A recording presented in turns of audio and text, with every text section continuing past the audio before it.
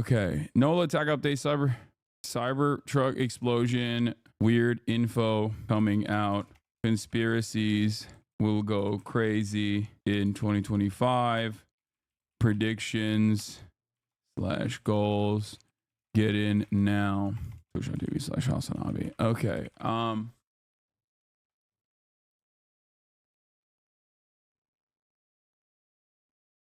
Yeah, we'll do we're 2 days in. We're 2 days into the year and there's already madness about. What, are you scared of debating him? Yes, I'm terrified. I'm terrified of debating him. Thank you for identifying and also calling me out. Thank you for identifying and also calling me out. Yes, I'm shaking in my boots. I'm terrified of the central leftist and the power that he holds in his mind. I'm thanking chatters for holding me accountable in this year, in this upcoming year, okay? All right, do we have a blast off meme? Shaking in your Gurga man? Yeah. There's some crazy stuff happening with this Tesla vet guy. Las Vegas police on Cybertruck. We also discovered, oh my God. There's a gunshot wound in his head prior to the detonation of the vehicle. That's crazy. He might have just, I don't know, timed it so he like lit a fuse and then killed himself, but also maybe he got packed up as a patsy and just placed in that car. No, not lived. No, timed it. I don't think you shoot yourself in the head and then explode your car. It's difficult. Dead man switch? No. Yeah, there is a lot of weird stuff happening with both of these explosions, or not explosions, both of the attacks, bombings. Well, one is a bombing, one is a... Okay, we'll get into it. Do we have a blast off meme or not? Because if not, I'm just gonna blast off on my own. Okay, I'm blasting off with the Cybertruck logo again because it's iconic, kind of. It's too late, Oliver. She's shaky on my Gurga till I don't even know. 2 days and 4 tragedies in the new year. I mean, this might interest you. Nick says there's a new and better mic for IRL streams. No peaking, longer battery life called DJI mini mic. Mics. Oh, he's going to B&H? Yo, B&H is the move. Lower, how do we decide these are better? How are they better? Yeah. Arthur, explain. So the microphones that we're currently using, when we scream very loud, all of a sudden they sometimes speak. Yeah. Or when we're laughing very loud, or if it's just too loud in general. These microphones, they don't speak. They have something built in where it's like if you're way too loud, it's adjusting it so it doesn't destroy your ears. Also, he said every stream will have them in 6 months. That's not surprising to me. Nick is always at the cutting edge. How may I live a socialist lifestyle when the whole system is designed to make money and exploit people to survive? You just try to do the most. so the battery life Do is the a bit best. longer. Not that it's relevant for Nick. Sounds like rumors. No, I mean, there's constant improvements and technological updates happening in this field. Okay. All y'all a bunch of gaslit terrorist simps. Crooks donated to far left Act Blue. Taleb, I am a leftist. What? Actually, Bin Laden had some good ideas. Dude, this is such a boomer meme. Look at how much of a boomer meme this is. They made me cross-eyed. Like, that is, if you're spending time making someone cross-eyed, okay, you're at least 48 years old. Like, no one under the age of 40 is like making someone cross-eyed in memes, okay? It's like one of those like you grew up watching black and white cartoons, okay? Yeah, this newspaper comics humor right there. Tom and Jerry ass, dude. Oh my God. This is, dude, yo, get the bed, Grandpa. What are you doing? Making memes. That's awesome. More like Tom and Geriatric. Yeah. Okay. It's one of those like you bonk in the head and then whoop, the wound grows out of the top of your dome and it pushes your top hat. Bonk. Seeing birds. Bro remembers minstrel shows. Bro was there when it was invented. Okay. Bro was there when minstrel shows were invented. Bro was there when racism was invented. Anyway, oh my God. Okay. Get the mics for Japan. Guys, calm down. We just use the shotgun for the most part anyway. Okay. Please. Like you're freaking out over the microphones on a stream, on a travel stream that hasn't even started yet. Anyway, yeah, one day after the cyber Tesla truck explodes in Trump Tower in Las Vegas, and there is a lot of weird stuff happening there, and we're gonna take a look at it. But before I do that, here's Christian Divine. I know he's gonna come to Los Angeles. I will talk to him. I don't know if I'm gonna be here while he's here. New York City right now, and it's not even that cold for New York City, to be quite honest. I'm remembering that I'm going to be in LA in a week, for a week, which will be super cool. So tell me some good things that I should do while I'm in LA. Also, tag Hassan. That motherfucker was like, yo, when you come to LA, let's hang out. Yeah, no, I will. Yeah, I'll hang out with him. All right, I will.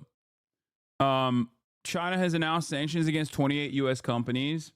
2025 is the year of China. Okay. I know rich old white people bring the mid-Atlantic accent back. It feels accurate. Why is the mic being blocked? Such a thing now on newer iPhones that was never an issue before. What? Yeah. Full list of U.S. sanctioned entities. General Dynamics, L3 Harris Technologies, Boeing Defense Space and Security, Intelligent Epitaxy Technology, Lockheed Martin, Raytheon Missiles, Northrop Grumman, Bay Systems, Honeywell, Textron, Harris, Leidos, Booz Allen. I mean, these are all defense contractors. Virtually all of them. Some of them I don't know. Harris Corporation's on there twice. This is Miskiff's portfolio. Wait, what? Tesla stock is crashing? What, since the explosion? I don't understand.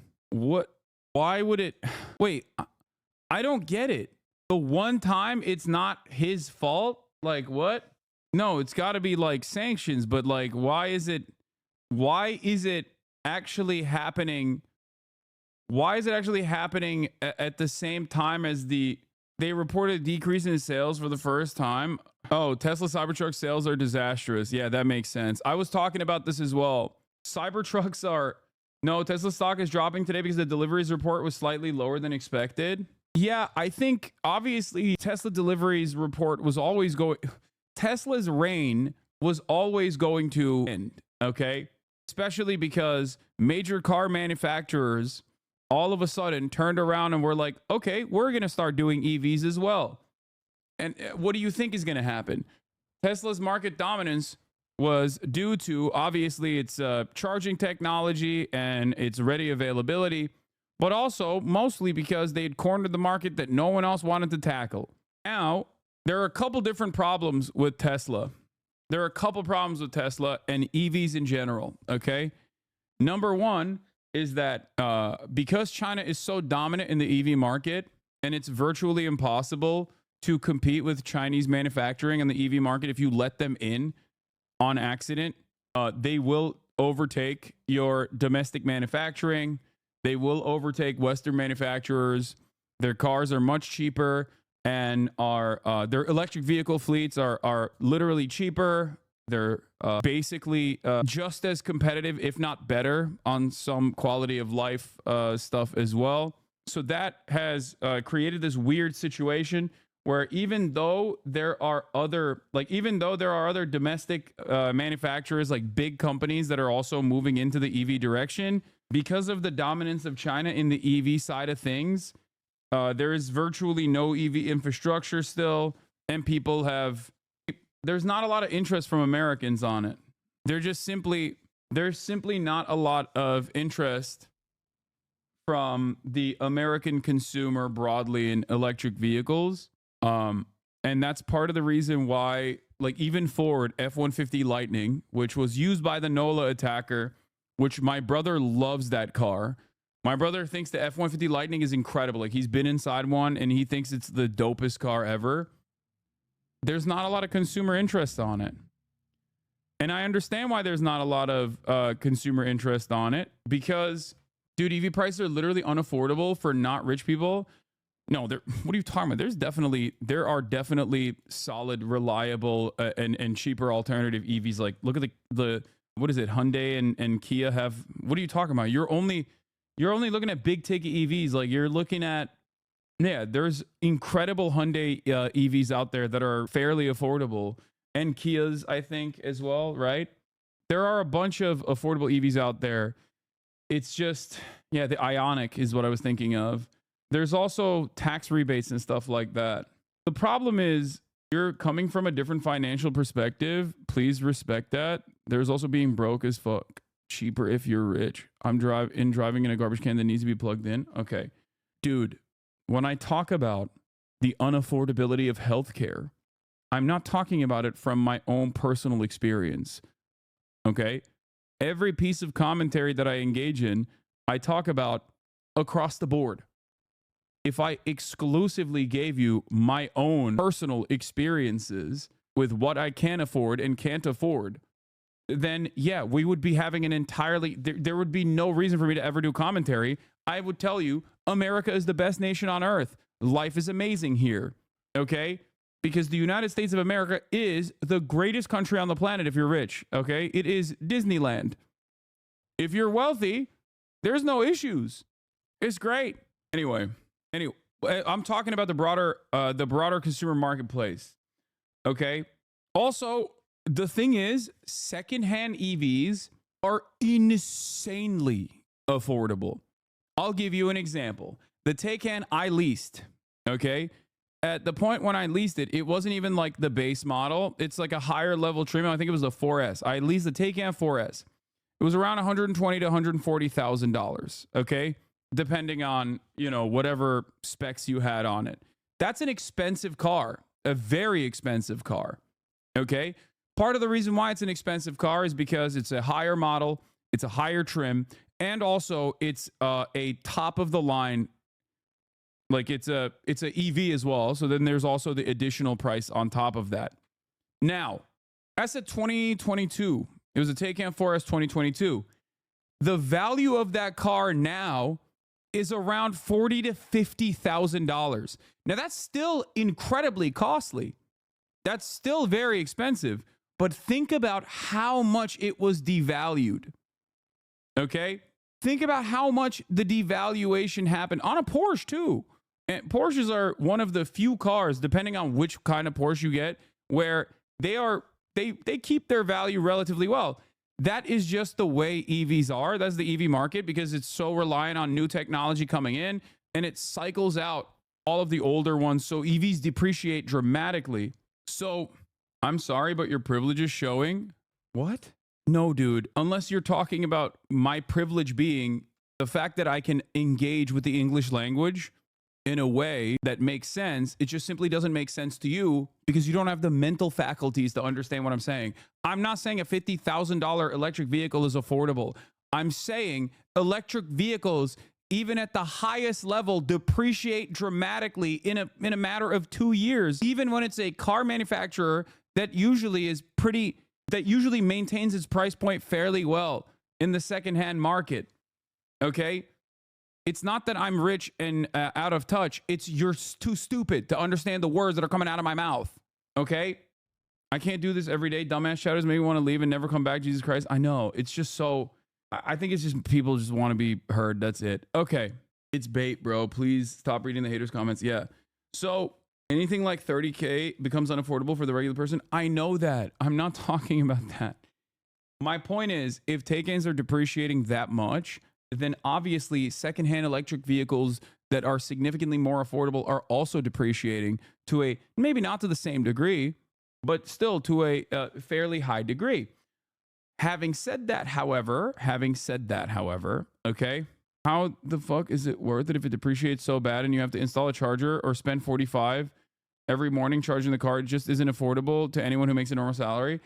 Yes, this is the biggest problem with electric vehicles. The biggest problem with electric vehicles is that the infrastructure is not there for it. Chargers are not readily available. If you live in an apartment complex that doesn't have a charger, what are you supposed to do? And also on top of that, I would say that the 250 mile battery limit is fairly consistent across the board, and that understandably limits a lot of people's like capacity. It's not a problem for me because I don't go super long distances.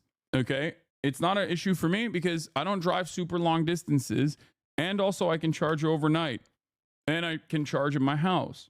the conversation and the back and forth that we're having right now is the reason why people just don't have a lot of interest in electric vehicles yet. Because one, battery and charging technology is not there yet, where you could just like walk up to a battery station and charge it at the same speed as like an internal combustion engine, right? And secondly, they're not readily available anyway. It's super difficult to just like have accessible charging stations all around. So that's it. Isn't it mission to find spare parts too in case you need repairs? I don't know about that. That's my one gripe with you having a Taycan. You bought a long-range fast-charging EV and you don't even use it to go anywhere worthwhile. To be fair, you're going to get a lot of resale value if you just buy it out. No. For a more affordable example, on average, a Tesla Model 3 depreciates by 20 to 30% in the first year, retaining around 65 to 80% of its original value. You can't get one if you don't have access to a charger at home, but if you need more than 200 miles, rent a car. I don't know, man. Yeah, a 2020 Nissan Leaf in LA is $12K. So if it's not worth it to buy an electric car, if the value depreciates that much, 100 plus K car depreciating by over 50% when you'll have much more left on a loan than the value in the car in 2 years. Wait, what? Yeah, bro, once again, like you said, if you're rich, just buy your own house charger, rich paradise. Oh my God. Yes, it is. I can't even have a conversation about like why the electric vehicle marketplace is simply not there in the United States of America without people turning around and just be like, you're rich. How about you see yourself out of this conversation? You could say that about anything. Why are you talking about police brutality against black people? You're white. It doesn't impact you. Why are you talking about trans people being marginalized? You're cis. It doesn't impact you. Why are you talking about the unaffordability of housing? You have a house, you're rich. It doesn't impact you. Why are you talking about, like, this is everything I talk about, okay? Why are you talking about misogyny? You're a man. It doesn't impact you. What do you mean? I should just stop talking about it then. I should just tell you that everything is fucking awesome. It's so weird. Everybody needs to calm down. Okay. But I think some of the reasons why Tesla was inevitably going to, Tesla was no longer going to be able to pop off was because other major manufacturers got into the EV game. And I will admit that they are significantly better with their build quality. They have better bells and whistles, better manufacturing capabilities, and also better, like faster repairs in general. Part of that is low key because of a good thing that Tesla did that turned out to be kind of a bad thing down the line. The good thing that Tesla did was cut out the auto dealership structure. Auto dealerships are some of the most corrupt. It's one of the most corrupt industries in this nation. Okay, they are horrible, but having car dealerships means that there is a faster process of repairing cars. If Tesla had actually also had a pretty expedient repair process, if they had built an infrastructure for like faster repairs, I'm sure that they would have an easier time. But because they were so dominant, I think that's not true. It almost has nothing to do with the dealership model. I don't know. I feel like that does have something to do with the dealership. That really isn't true anymore. The internet's done a lot to keep dealers honest. You are wrong. You are wrong, but I guess it's because you also are a car salesman. So of course you are saying that. I think auto dealers is one if I had one industry that I could just like wipe out like that, it would be the auto dealership. Like obviously it would be healthcare first, but it would probably be auto dealership. It would be private healthcare. Oh my God, cruise liners. That's another good one. There's so many. Airbnb. God damn it. There are so many awful, parasitic, truly bad industries out there. The thing that is really annoying about the auto dealership structure is that like at the point of purchase, it is one of the few sectors where you are purchasing a commodity where you just know you're getting shafted and there's nothing around it. Okay. Like the very fact that there is a 10% additional cost above the sticker price, the MSRP, no matter what, is wild. Like what other industry in the United States of America, and I say this as a Turkish man, okay? Turkish people haggle, especially in the bazaar. There is a haggle culture in Turkey. We do not have a haggle culture in the United States of America. However, the only sector in the United States of America where you are purchasing a large commodity, where you have to sit there and get shellacked, is purchasing a car. Okay? When you're purchasing a car, you just sit there and you know that the person that is sitting in front of you is cooking you in very meaningful ways. That person is cooking you no matter what. You need a car, you're cooked. I am too dumb for you streams, Hasanabi. What do you mean? I work for GM. They keep increasing the price while cost is almost the same, and they do stock buybacks and fire us because they need to save money. Yeah. Dealerships do crazy stuff. I worked in dealerships for 10 years. The manufacturers give a lot of rebates now for hitting sales quantities instead of high profit deals now. The salesman before was correct to an extent. Can't believe you haven't brought up car subs. What do you mean? Oh my God. Guys, it brings me no pleasure, but 2025 is over. And it's not even, it just started, but it's already over. Some might think I'm talking about the Tesla Cybertruck explosion outside of Trump Tower. Others might be thinking I'm talking about the New Orleans attack that took place. But there's something that was devastating that also took place, apparently. It seems that the director streaming Snow White project produced by the Daily Wire is canceled. Brett Cooper playing the princess has left the Daily Wire. I didn't realize that we were going to start off the year with such devastation off the rip. When I heard about all the awfulness that was happening in 2024, and then all the awfulness that has happened in 2025 so far in the past 48 hours, I kept taking a deep breath and thinking to myself, well, at least there is a director-streaming Snow White project produced by the Daily Wire starring Brett Cooper as Snow White. Finally, we will have a Snow White that is actually white, because woke has ruined it. It's turned into Snow Black, maybe even Snow Asian. But no more Snow White is what I kept saying to myself and others. They kicked me out of the Walmart because I kept approaching people with a microphone and a phone, putting the camera directly to their face for my TikToks. I Snow Asian, but no Snow White, I said. It's always Snow Woke, I said. And the people kept saying, get away from me. Man, I'm trying to buy eggs for my family. They didn't understand it. But this community understood it. But now, society has taken that away from us. Snow White will never be white again. And also, I am no longer allowed to go to Walmarts in the California, Los Angeles area, but that's okay. I fought this battle and I thought, Weeby with an early contender for Crash Out of the Year. Yeah, pour one out for Weeby. I fell to my knees at Walmart. Hassan, is that Ben Shapiro? No, that's Fem Shapiro, which is Ben Shapiro, but after estrogen, after HRT, living her best life. Anyway, okay. All right. Let's get to the news. Let's get to some also serious and confusing news, even though it is confusing that the Daily Wire is no longer producing the Daily Wire straight to DVD, straight to streaming Snow White. Details about the possible wider scope and circle of this investigation. There's the attack here in New Orleans. There's also the Cybertruck that exploded just outside the Trump International Hotel in Las Vegas. And Andres Gutierrez is in Las Vegas for us with that part of the story. Andres, good morning.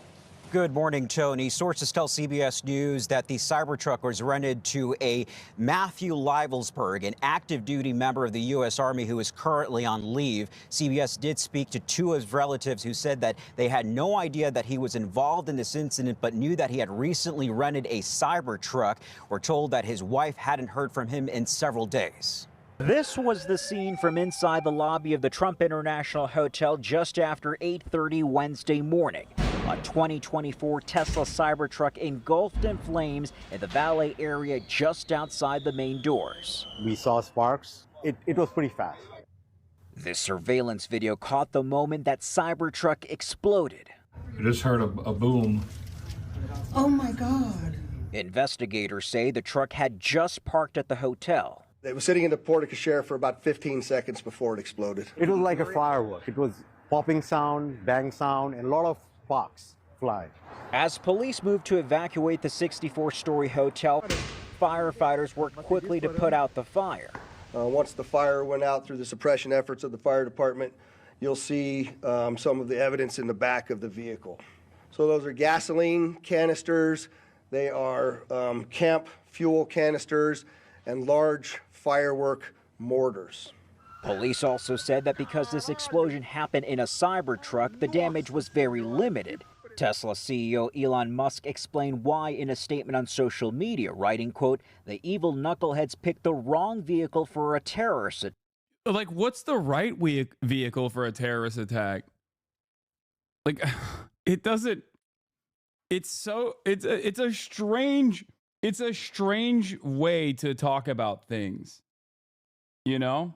Also, Elon Musk had to change his account immediately. Remember, he changed his name to like Kekius Maximus or whatever.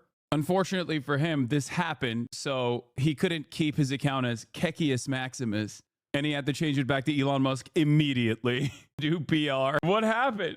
Right to privacy folks who own Teslas must be thrilled to learn that Elon records footage of them at every charge up. Apparently, he also has the digital keys to all the vehicles in case any corpses need to be removed. The sheriff said Tesla CEO Elon Musk helped the investigation by having the truck unlocked after it auto-locked in the blast and giving investigators...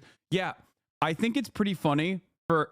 like, obviously, it's not necessarily like a bad thing that like there is some sort of like fail-safe, but it is funny that it auto-locked during the blast. Elon was like, it's the worst car to kill yourself in, or it's the worst car to do a suicide attack in.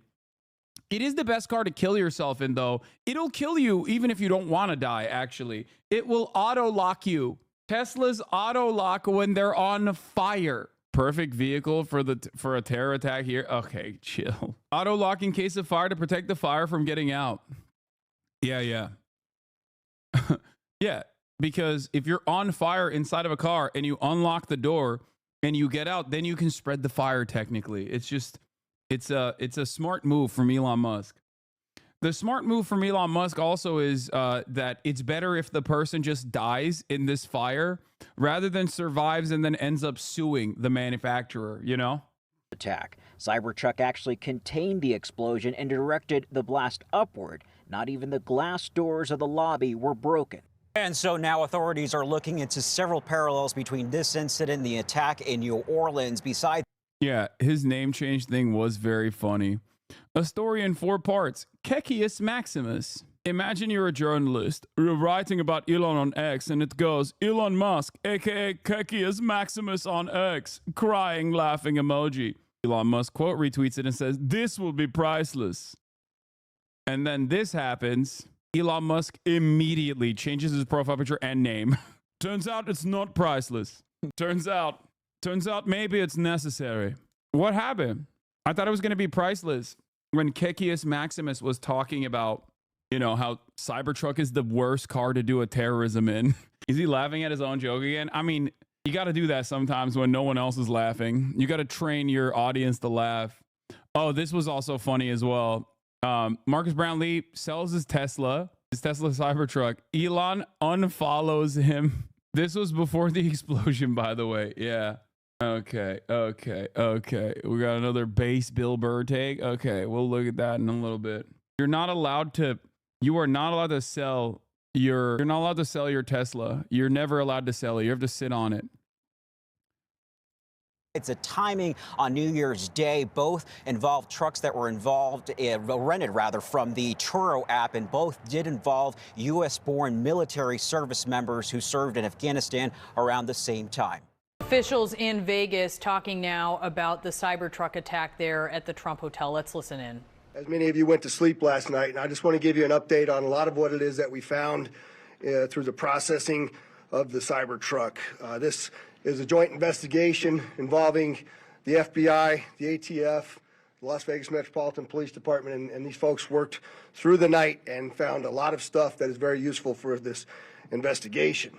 As you look at this Cybertruck here, we had to transport this down to our fleet services so that we could really get through this thing. And I remind you that the subject inside wasn't able to be removed for a very long period of time because he was burnt beyond recognition. And so as we continue to move through this, I'm going to talk a little bit about his identity and what we believe, but I would like to highlight a couple of things that the teams found inside of the Cybertruck that are useful to the investigation. And that, first and foremost, is a military identification. We also found a passport. We found a Desert Eagle 50 caliber semi-automatic pistol. And if you'll notice on a lot of these guns that we're going to talk about here, they're almost just burnt beyond recognition as well. There's a SLR model B30 semi-automatic firearm, number of fireworks that were still in the vehicle that had to be removed. Notably, we found an iPhone.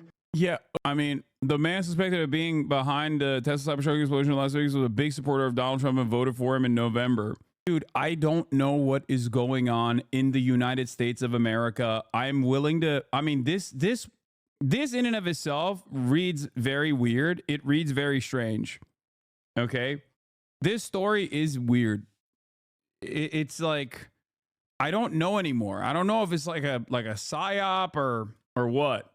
I don't know if it's a psyop or if people are just unwell. Like it's a very, very weird story.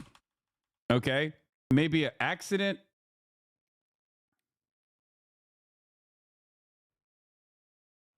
Gonna be real funny if this guy was just a hog who had tons of fireworks to celebrate and just blew up by accident. But I got, dude, I'm not gonna lie, I got nothing. I just don't know. I don't know what the hell is going on. I don't know what is happening. I feel like people are unwell, so it's difficult to ascertain whether or not this is a byproduct of people that are unwell, or if it's, I don't know, the State Department activating a sleeper cell in the wrong time or something. I don't know. But I also feel like one of those like Trump supporters who always is like after every mass violence incident, like after every mass shooting, they're like, oh, it's a psyop. To do what? I don't know. You know what I mean? If you were to come at me and ask me, okay, what's the psyop? I have no answer for you. Do you know what I mean? Like, what is happening? What is going on? Like the ISIS one makes kind of sense from a psyop angle, right? It's like instilling fear about ISIS, but ISIS also doesn't make sense. Like it would be better if you were going to do if I'm the government and I want to manufacture consent and instill fear in the heart of Americans, I would probably not hit an ISIS angle. I would hit a Hamas angle. I would be like, oh, this guy was a supporter of Hamas, or this guy was a supporter of like Iran or something. You know what I mean? Or he's a Chinese supporter. He's a supporter of the CCP or something. Like it doesn't make sense. When you say ISIS, people go, ISIS 2025 doesn't make any sense. His wife was an anti-Trump person in 2016. Wait, are you talking about NOLA guy or Las Vegas? If this guy has a wife and also is a divorced dad, I'm going to lose my mind, because then both of the people are a Vegas guy. So both of the people are possibly former wife guys turned divorced guys, not divorced. NOLA guy was legitimately just an insane psychopath. This one seems most likely like a dumb accident. FBI are in Colorado Springs investigating a lead into the Cybertruck explosion. Dude, I just don't get it. I don't get it. I don't understand what is going on. I'll be honest with you. I'm going to be very, very honest with you. This stuff is just like, I don't know. I'm at a loss for words here. Even Matthew Thomas Crooks being a registered Republican and then shooting at Donald Trump because he was like, I'll kill any president that comes into my neighborhood. I don't even care. Like looking at his background, looking at his profile, looking at his like political ideology and trying to figure out what was going on. It just kind of reads as a guy who was a loser and wanted glory for himself and thought, if I shoot at any president that comes into Pennsylvania, into my quiet suburb, I'll get it. Instead of doing a mass shooting, I'm just going to do this instead. So that part, albeit crazy for any other country, makes a lot of sense for America, because gun violence is a constant part of our lives. But then you have NATO guy Ryan Ruth, who is also a former Trump voter, who bricked his brain and also was spending a lot of time, it seems, around Fort Bragg. Okay? Partially because he had 1,000 combat-ready Afghan troops that were NATO trained, ready to go, ready to operate in Ukraine. That was his thing. Ukraine was his big thing. He was a Ukraine guy. Okay? That's weird. That's a weird situation. Okay? Now you have 2 other vets that have also spent time at Fort Bragg. 2 other vets in 2 separate parts of the country. Don't dead name Fort Liberty. Okay, stop. 2 other, 1 active duty service member, 1 veteran, both spent time at Fort Bragg, both went to Afghanistan. Don't know if the other vet is, don't know if the NOLA guy was also, don't know if the NOLA guy was also a Trump voter, but like, they both use Turo to rent cars. They're both electric vehicles. Like, I don't know what's happening. It's weird. Bizarre, but NOLA guy is the one who filed for divorce, not his wife. I read through the divorce records yesterday. Wife accused him of abuse and cheating. That's all the tea. Why doesn't it make sense? Why is it hard for you to believe these guys did it in their own? It's not the first time someone or a group of people were radicalized and did an attack and pledged allegiance to ISIS. You sound like a MAGA hog. What is an acceptable reason for you? I mean, I don't think you need to be like a MAGA hog to look at a situation like this and go, it's a little odd that the first day of the new year led to 2 veterans popping off in very different ways in different parts of the country, you know? I think it's weird if you assume they're connected via their divorces. No, I don't think they're connected via their divorces. The guy is not even divorced. This guy is not even divorced. I'm saying that, like, there is a point of radicalization for both of these people, most likely, if this guy also, if this wasn't an accident, because we still don't know exactly what happened here. We don't know what the motive is. We just know the person's background. And it's weird. The background is weird, especially because he's still an active duty guy. The other guy, the NOLA guy, was also a normal dude, which is crazy. Like, he was a very normal dude. He had a life, he had a wife, he had children, I think. Like, he had a career. And people say, I mean, the media has been covering his background saying, like, well, he was $30,000 in debt, which is a lot of money to be in debt. But also, the average American student coming right out of college has more debt than that. You know what I mean? So that also doesn't make a lot of sense either. Like, what American doesn't have a tremendous bounty? What American does not have a tremendous amount of debt that they have to pay off? It's just, it's weird. It's a weird situation. And a smartwatch, and then several credit cards were also in the name of our subject. Our subject is 37-year-old Matthew Livelsberger. He's of Colorado Springs, Colorado, born July 22nd of 1987. Now, as you'll see here on a picture of his driver's license, let's see, the question really still remains for me, and I know that there's a lot of you folks in the media that are identifying this person as the person in our vehicle. As I mentioned to you already, his body is burnt beyond recognition, and I do still not have confirmation. Yeah, I mean, it's crazy that his name is Life is Burger, okay? This is like, I'm done. I can't even. Dude, come on. Life is Burger? Life is Burger? Life is Gun? Gun and Burger? Gun Burger? Is this a joke? Are you joking? We're not a serious country, man. We are a deeply unserious nation. 100% that is the individual that was inside of our vehicle. And so as I'm calling it now... I'm sorry, that's a J.K. Rowling style naming, okay? Oh yeah, here we have an American character. His name is Matthew Lifesburger. His name is Matthew Hamburger. Like, what the hell? No. If I read this in a book, I'm like, come on, dude, this is disrespectful. Like, that's not really, like, you think, oh, American guy. His name is Hank Cheeseburger. Okay, shut up. The subject or person of interest. I will not come back until I have the confirmation through DNA or medical records that this is indeed, in fact, the subject inside of the vehicle. Now, further complicating this identification of this individual, we also discovered through the coroner's office that the individual had sustained a gunshot wound to the head prior to the detonation of the vehicle. One of the handguns was found at his feet inside of the vehicle.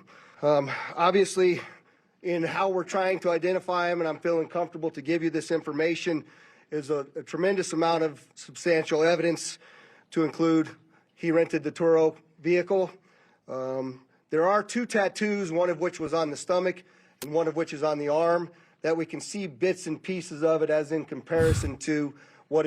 That's so crazy that he's just like, that's so crazy that he is just so shredded and so burnt that they're just like, they can't even figure out who the dude is yet completely. It is that we now know he had on his body that has given us a lot of confidence that this is, in fact, the same person, as well as which the clearly obvious, which is the credit cards, the military identification, the passport. And then furthermore, as you'll see here in just a very short period of time, we tracked his movements from Colorado to Las Vegas, and in a number of the photographs that we were able to determine, he was the individual that was driving the vehicle. And also, I'd like to iterate this point to you. We still have only ever seen him in this vehicle, and we're not aware of any other subjects involved in this particular case. Now, I would like to acknowledge a couple of things because I know what's going on in the social media world, and there are a number of things in this case that are similar to the attack in New Orleans. We do know that our subject here served in the military. In fact, he's a current member of the military. Both of the subjects served at Fort Bragg, North Carolina. What we do.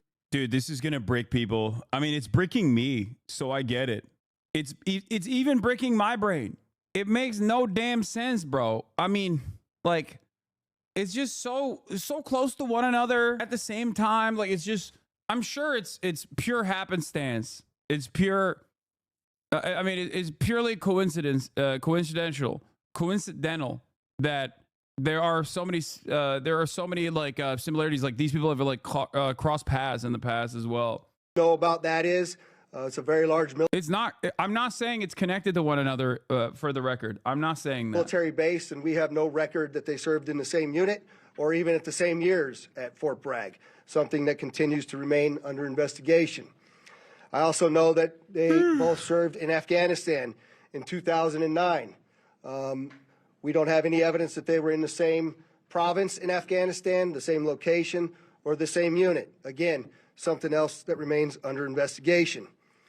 And we also know, of course, that they both used the rental company Turo to rent their vehicles. And they're both EVs. They both use EV trucks. That is, if this person actually, by the way, while we're having this conversation, there are a lot of weird parts about the story with Matthew Hamburger guy, okay? It still could be an accident. Like, they haven't really figured out what's going on. Now there's also evidence that he had a gunshot, like a self-inflicted, potentially gunshot wound. So, like, what does that mean? Like, we don't know if someone did, like,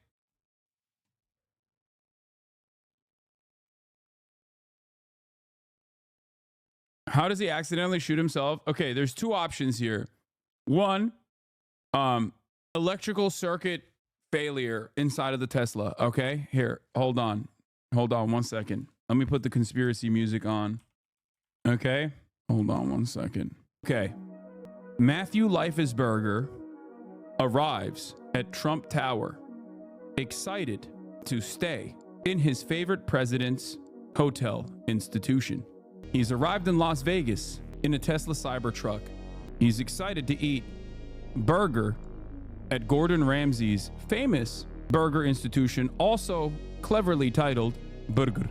He's had plans. He's going to put $100 on black. However, he's also brought his weapons with him because Las Vegas, when you go out to Las Vegas, there are a lot of gun ranges that you can go and shoot your gun at. Maybe he's going to hang out with some of his military buddies. He realizes that the fireworks that he brought forth after an electrical circuit failure inside of the Tesla Cybertruck start catching fire. He realizes in that moment that the Tesla Cybertruck has automatically locked him in. Instead of dying to self-immolation, he pulls out his Desert Eagle and kills himself. Or, here's another conspiracy. Matthew Leifesberger gets to Trump Tower, excited for the time off that he has with his buddies. Again, electrical circuit failure, causes the fireworks that he brought with him that he was going to explode, and maybe even the Tannerite, and shoot in the Las Vegas desert, start catching fire. Tesla doors are locked. He's desperately trying to get out of the car, but the car catches fire. In that eruption, the Desert Eagle goes off and actually domes him. There you go. Oh, he had gallons of gas in the bag with the fireworks. No way it was an accident. Or, okay. Green Beret Matthew Leifesberger, famous for conducting dark money shadow operations and special operations all around the world, fucks over the wrong cartel boss. So the cartel boss kills him, dumps him in the car. They've also figured out how to do Tesla self-driving, Cybertruck self-driving. The Cybertruck self-drives with the dead Matthew Leifesberger in it, and then they detonate it remotely outside of Trump Tower. Okay. Now you're making stuff up? Yeah, I am. Everything that I'm saying is made up. But also, yeah, the fireworks and all the guns and stuff, like you might be thinking is weird to bring to Las Vegas, but there is a valid reason for why he might have brought that. Like he might have genuinely, not saying that this is the case, but he might have genuinely brought all of those fireworks and like gas canisters and everything else and like go out in the desert and shoot stuff. Sounds like you're covering this up. Wait, what? How am I covering it up when I'm even like leaning into conspiracy stuff? I think anytime you are transporting explosive material in a Cybertruck, you're making a dangerous gamble, okay? Also, Seth Harp is a veteran who writes extensively on the Rolling Stones, writing a book on this as well. The Fort Bragg murders. At least 44 Fort Bragg soldiers died stateside in 2020. Several of them were homicides. Families want answers, but the Army isn't giving any. Fort Bragg is a very weird place, which makes things even a little bit more unique and interesting. Anyway, I got to pee. As far as his military background, it's been confirmed by DOD that he was indeed in the United States Army. He was also a Green Beret operations sergeant who spent most of his time at Fort Carson, Colorado, and in Germany.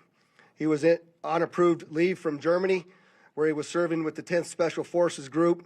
He was also previously in the National Guard and the Army Reserve. I'd like to point out to you that through that exceptional joint investigative effort, we've gotten to a place where we believe we can show you his route to Las Vegas from Colorado, and Carlos will put up the map there for you. And we know that he rented the Cybertruck in Denver on December 28th. We tracked his movements through the Tesla charging stations to Monument, Colorado on December 30th. On the 31st of December, the truck was charged in Trinidad, Colorado, Las Vegas, New Mexico, and Albuquerque and Gallup, New Mexico. On January 1st, the truck was charged in Holbrook, Flagstaff, and Kingman, Arizona. We last tracked the truck in Kingman at 05:33 yesterday morning. The truck was first spotted in Las Vegas at 7:29 a.m. yesterday. And Carlos will pull up a picture of the truck pulling onto Fashion Show Drive here. That picture was observed at about 7:34 a.m. We know that he pulled into the Trump Valet, and I believe we have a video of that. You can see the Cybertruck highlighted there. But through extensive surveillance video, we were able to track him leaving there, and we know that he went to several different places along Las Vegas Boulevard, and he spent some time in a parking lot of a business near Flamingo and Las Vegas Boulevard. We didn't have a video of the truck pulling back onto Las Vegas Boulevard from the Sands. See that there? That's north on the Sands, which is not surprising. Where he then immediately heads to the Trump Hotel, pulls into the valet area, and as of course you all know, the explosion occurs within 17 seconds of his arrival at the valet. There's some additional investigative updates that are going to be provided to you by a couple of the other speakers here, the first of which will be our special agent in charge of the FBI local office, Spencer Evans. Spencer? Good morning. My name is Spencer Evans. I'm the special agent in charge of the FBI's Las Vegas division. As the sheriff mentioned, we've been working through the night with our partners, the Las Vegas Metropolitan Police Department and other agencies, to gather all the facts and determine a motive to what was initially reported to the FBI as a bombing incident, to which our special agent bomb techs and others responded. Obviously, we're always concerned in these sorts of events to ascertain what the motive is. We understand that's at the forefront of everyone's thoughts. And so looking into exactly why is him being a Trump supporter not surprising? Dude, who isn't a Trump supporter, man? That's why it's not surprising. It's more surprising when someone does something and they're actually like a leftist or whatever, okay? I mean, think about it, dude. Ryan Ruth, former Trump voter. Matthew Thomas Crooks, registered Republican. Like, virtually every mass shooter has been... There was a... Dude, being a Trump supporter or being like overtly right-wing in the act of doing domestic terror is so commonplace. We got a bad femme mass shooter. Like that's crazy. Like, we got a female school shooter, man. That happened not that long ago. That happened like a week ago, 2 weeks ago. I don't know how long ago, but it's just like think about that. Not RAFM, femcel. Even though people disagree with me on that and say, well, she had a boyfriend. She was a Nazi, not a rad femme. She was a femcel, sorry. Wait, but also with NATO super soldier Ryan Ruth is like Trump's basically just filled to the brim with mania and right-wing radicalism. So obviously at a certain point, the following mania will point back to him. Motivation remains our number one priority. This is why the FBI's Joint Terrorism Task Force has been brought into play. The Joint Terrorism Task Force, most important part of that acronym is joint. It is done in concert with our partners, which are comprised of more than a dozen investigative agencies here throughout the state of Nevada. It's not canceled by feminists. I mean, dude, that's every day. Okay. She was illiterate, the manifesto. I mean, she was also 14, right? Working hand in glove, side by side, tirelessly to determine, is there any ongoing threat to the public, to identify the subject, to determine any potential connection to other events going on in the world, most notably in New Orleans, and then obviously to determine if there's anything else that we need to be tracking down. At this time, as the sheriff's pointed out, we feel that the subject has been identified, although not conclusively, waiting for DNA evidence on that front. However, we do feel like we have the subject identified, and at this time there is no information about additional subjects that the FBI is tracking on.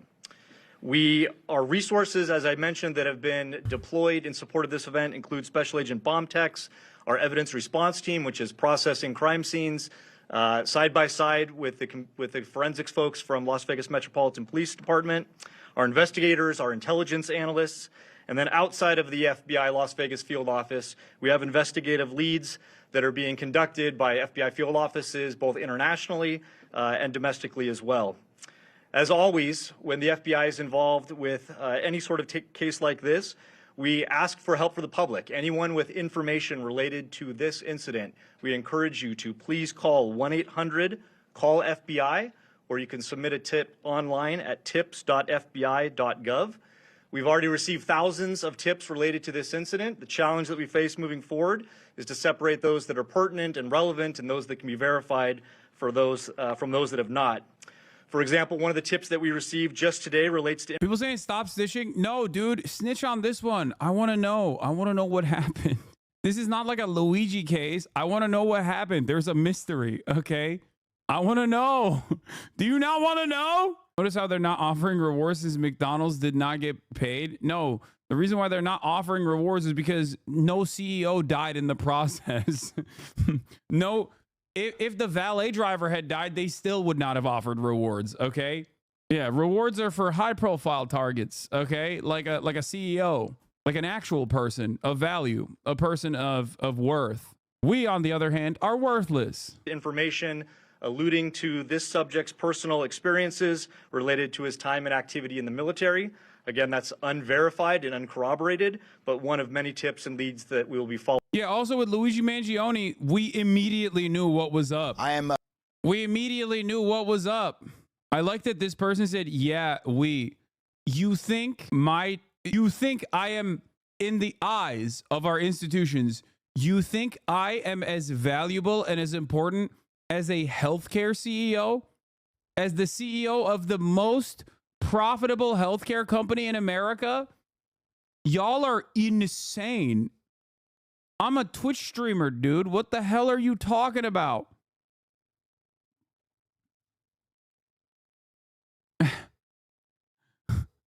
Take off your horse blinders, dude. I'm the CEO of doing it with your mom. That's the only thing I'm the CEO of. Yeah, but you're my favorite Twitch streamer. Aw, thank you. FBI Deputy Assistant Director Christopher Rea. I'm from our Counterterrorism Division at headquarters.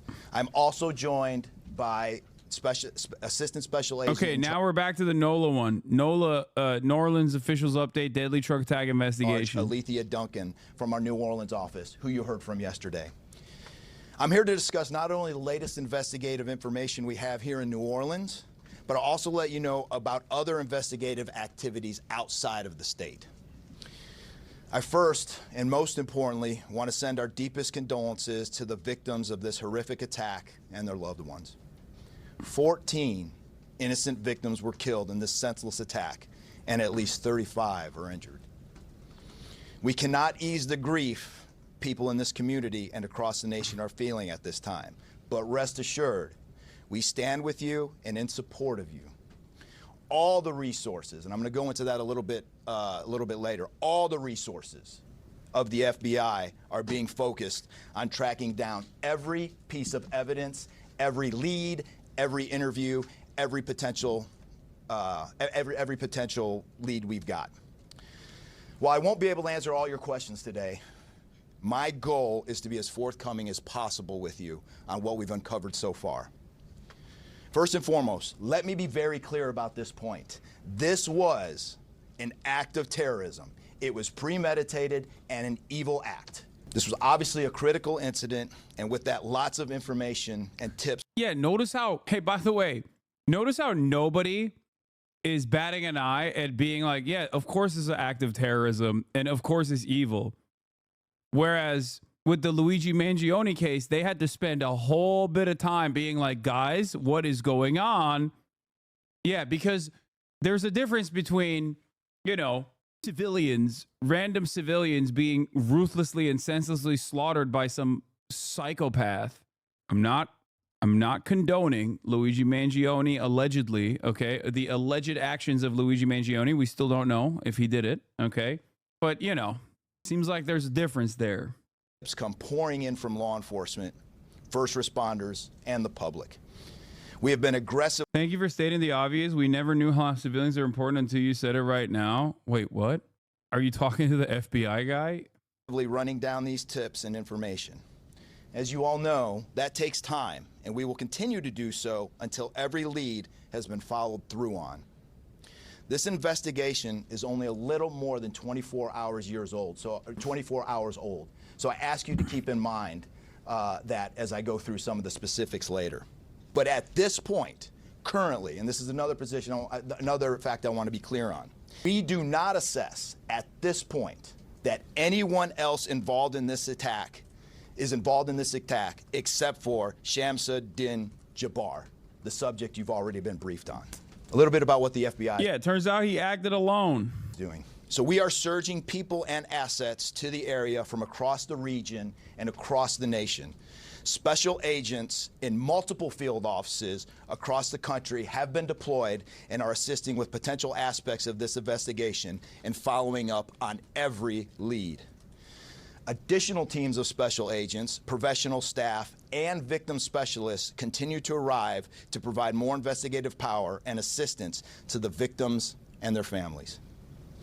We have also forward deployed a number of our critical incident response. Also, I'm glad they brought the white guy on instead of the DEI hire black woman, as according to Benny Johnson and many right-wingers. This dude is literally flubbing his words in a spectacular fashion, way more than the lady did yesterday. I wonder if there will be DEI hire analogies made or inferences made about this guy. I'm just saying. Group assets, including members of our hostage rescue team, special agent bomb technicians, and crisis management coordinators. In addition, we have deployed more evidence response technicians to continue to process the various scenes that we have. So far, we have received just over 400 tips from the public, and that information is being followed up on both here in New Orleans and across the country. Some of the tips are here in New Orleans, and there are other tips in other states across the country that we are following up on. The FBI team and our law enforcement partners here are also reviewing hundreds of hours of surveillance and other video from both the French Quarter and other locations. As for a timeline, at this point, investigators believe Jabbar picked up the rented F-150 in Houston, Texas on December 30th. He then drove from Houston to New Orleans on the evening of the 31st, and he posted several videos to an online platform proclaiming his support for ISIS. There are 5 videos posted on Jabbar's Facebook account, which are time-stamped beginning at 1:29 a.m. and the last at 3:02 a.m. Dude, the last second "I'm ISIS now" take from this dude is also crazy, especially because I want to see these videos so bad. CNN has access to the videos. They uncover the videos as well. And they said that he was like, oh, I first wanted to gather my entire family for a New Year's celebration and assassinate them. And then I just chose to be ISIS instead. It's like what? What does that, how does that happen? What do you mean? You just chose your ISIS all of a sudden. Like, how does that work?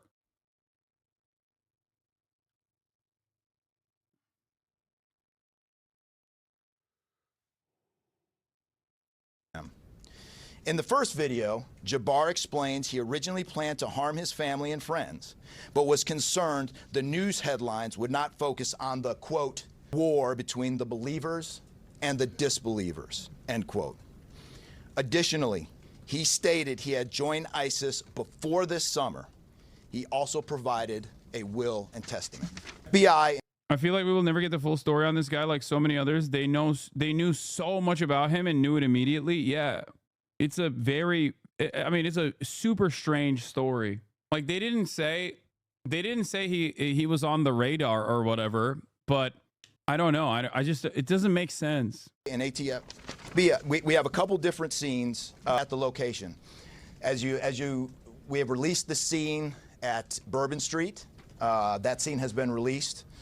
We also have a scene off of Mandeville address, where we're currently searching that scene right now. Oh yeah, he also said that he learned about joining ISIS in a dream. In a series of videos, the suspect in a deadly New Year's attack in New Orleans discussed planning to kill his family and having dreams that helped inspire him to join ISIS.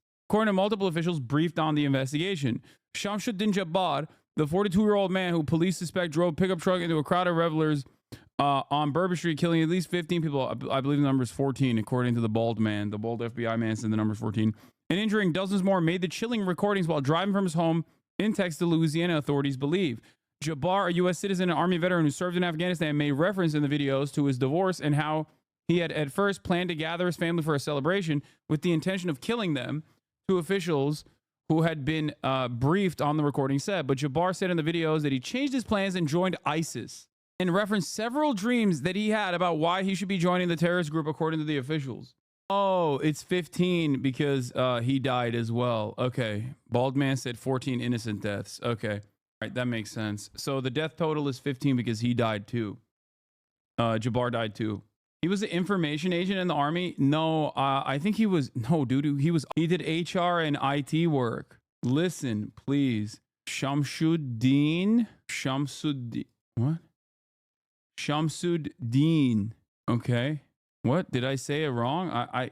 Yeah, he went from HR and IT to becoming a property manager, I think. So, longtime Muslim, according to his bro, arrested for alcohol in 2020. No, he's I think he converted to Islam recently, is what people were saying. Not he wasn't Muslim. He wasn't Muslim initially. He had recently converted, is what people are saying. FBI and ATF agents have secured that house, and that location is being searched for potential evidence.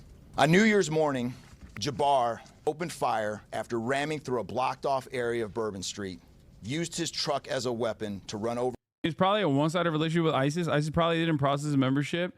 Okay, you're joking, but like, I mean, what is ISIS? What remains of ISIS at this point? Like low-key. Like even with the Pulse shooter, the Pulse nightclub shooter, it was like a last ditch. He was also like, oh, I decided I'm ISIS now, right? But at least in that time frame, ISIS was still like a real organization. Didn't the Pulse nightclub shooter say he's ISIS too? Yeah, he pledged allegiance to ISIS, but that's like, again, that's 2016. That's when at least there was like, that is when there was at least like something to point to as far as like ISIS existence. Over the victims. Teams of specially trained victim specialists, again, as I said, are on the Yeah, ground. or the San Bernardino shooting as well. Like, what is ISIS now? What the hell? Orleans, assisting survivors of the attacked and loved ones of the deceased. We do not believe the public is in any danger around any of these locations. 3 phones linked to Jabbar have been recovered, and digital media exploitation is a priority to see what is on the devices and determine if there are any other potential leads.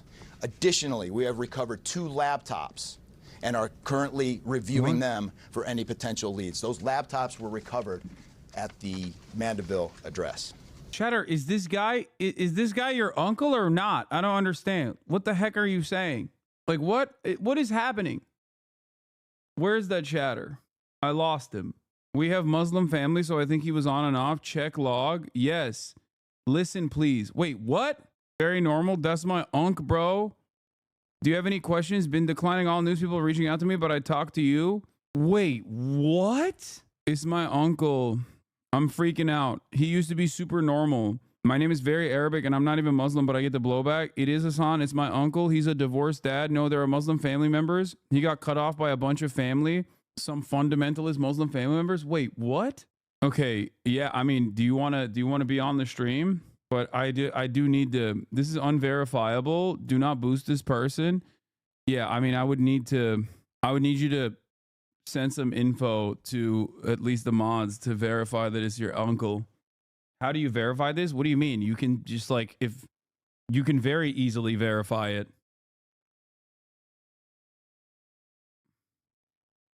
With like a photo or something. I can send you a pic of us privately. Yeah, can you send it to one of the mods? Or any of the mods around? That's crazy. This might not be the play. Hasi government will intervene if true. What are you talking about? Like, we'll verify, and then what are you saying? ISIS did the Russia attack, 130 plus dead, and then the Soleimani funeral explosions, 100 plus dead in the last year. Man, come on, it's still around. Brother, sister, or the emperor. You understand that, like, ISIS seemingly always is around when it comes to America's foreign adversaries. We're talking about any number. I mean, first of all, ISIS in and of itself is already a State Department invention to begin with. But having said that, at least during its peak, there were lone. Wait, what? This person said, "Great, you're now." Wait, hold on. This is really funny. This person literally said, "Great, now you're platforming terrorist nephews. Ethan's gonna have a field day." Okay, dude, that's insane. I don't know who to send it to. Wait, are none of the mods around right now? I don't think any of the mods are around. Hold on. I'm here. Okay, can you send it to Anaphase? It's a joke, most likely. Actually, redirect this chatter to somewhere like drop site. They can verify it and get it in print. It's right in their wheelhouse. Okay, reach out to Anaphase, bruh, babe, or MHUD. Guys, this is not your opportunity to demand to be modded. Okay, it's not gonna happen. What are the chances it's real? Fairly high, but we'll verify first. Chatter's name is bruh, BRUH, babe 11. Okay. I think people forget that this is an entire arena, like a massive stadium full of people. So it's not that surprising that there's like at least 1 or 2 degrees of separation. I don't know how people are confused when stuff like this happens. Okay. I guess like whisper to one another or something, or potentially reach out through Discord. I don't know. And then I'll have you on once they verify. Sorry, was having issues. Okay. Yes, one time I was watching the stream and I saw my boss. Yeah. It's because you don't have a stadium reverb on your mic. Fair. Okay. I got you. I block whispers from strangers by sending a whisper to Anaphase. You will allow them to whisper you for 48 hours. You can disable their access again in whisper settings. Message. How do you actually confirm this is not a bad faith phishing attempt to get you into some sort of manufacturer scandal? I mean, it would have to be an unimaginably sophisticated campaign to be able to do such a thing. And also, why would it get me in trouble? We're literally verifying. Is the process of verifying that easy? Yes. Do you have Discord, bruh, babe? Anyway, you do not. Okay, that's fine. Wait, so you still can't use the Whispers product? I'm confused. All right, let's continue. While Evidence we wait. technicians will also be going over the F-150 truck Jabbar was driving. As you know, we recovered an ISIS flag from the back of the vehicle. Jabbar declared his support for the terrorist group on social media, as I stated before, as he made his way to New Orleans. FBI bomb technicians also recovered 2 IEDs in coolers, one from the cross-section of Bourbon and... Okay, yeah, email me. Verify your phone number and then whisper Anaphase or me. She says that it's not letting her like verify her phone number or something. It just like keeps asking to verify her phone number. If the chatter follows a mod's channel, then the mod can whisper them. Chatter has whispers disabled. She doesn't have Discord. So my suggestion is to follow Anaphase or Fizz on Twitch, and then you'll be able to, the mods will be able to whisper you. Orleans Street, and the second at an intersection approximately 2 blocks away. There were multiple reports of other devices. Those reports turned out to be misinformation or not actual functioning devices. Those are the only 2 devices that we've been able to recover that were functional. Both devices were rendered safe on scene. We did obtain surveillance footage showing Jabbar placing the devices where they were found. 2 other, as I said before, 2 other items of interest were determined not to be IEDs. A little bit about Jabbar. Yeah, this is something that I did also call out yesterday before more information came out. That there was a likelihood that like the IEDs were potentially there was a likelihood that they could have been just like fireworks or something. Jabbar himself was born in the United States and is a U.S. military veteran. We are looking in everything in his life. While we have No, I don't even think it's a manufacturer consent attempt. I don't even think like thinking that the shooter / driver worked with other people was necessarily a manufacturing consent attempt. I think in the heat of the moment, people actually end up getting things wrong. Part of the reason they just end up getting things wrong. It's normal. It's New Year's Eve. There are obviously like fireworks and things of that nature. There are explosive devices that are going to be around. All fireworks are, at the end of the day, explosive devices. It's it's not, I don't think that they were trying to create this like cynical, sophisticated manufacturing consent campaign. What? Talking to a person potentially connected with her? Dude, what are you talking about? Do you think that like do you think when you're, okay, chatter, let's say your dad becomes like a psychopath and kills someone and you're like, how would that become a problem for you? Do you think that this is like genetically traced or something? Like a third uncle that you have doing a crime means that you're a criminal? Like, what are you talking about, dude?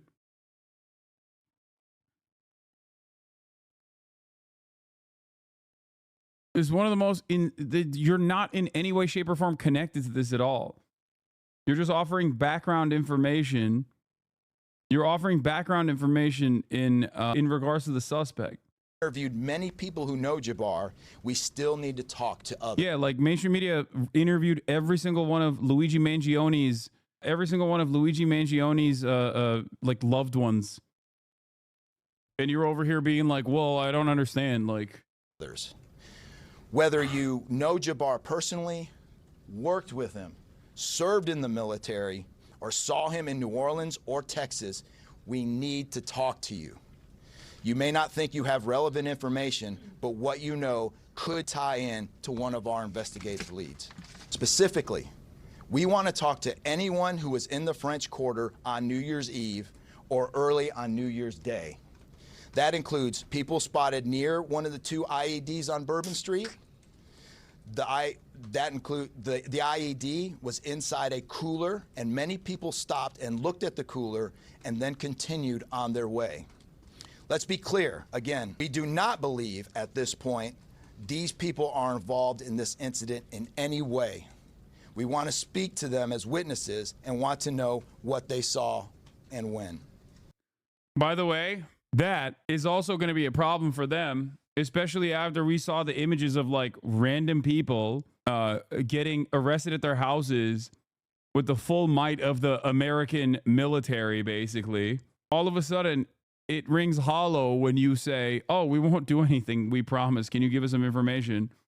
When clearly they did treat a lot of people, they treated a lot of people like they were straight up involved.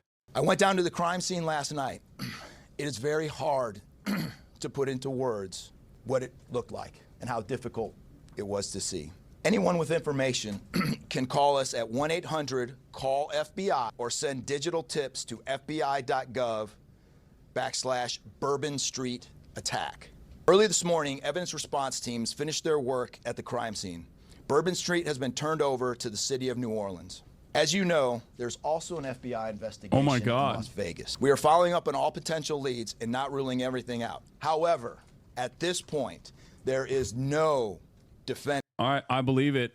All right, bruh, babe. I'll have you on as on guest star. I'm gonna call you in on guest star right now. Show us? No, I'm not gonna show you. That's crazy. Do you want to be on? You don't want to be on camera, right? So we'll just hear you. I can't even see her in the chat because the chat is going crazy spamming. Hold on. Okay, I just sent you an invite, bruh, babe. I just sent you an invite to guest star. You need to accept it, and then you'll be able to talk. Hello? You're muted, by the way. Can you hear me?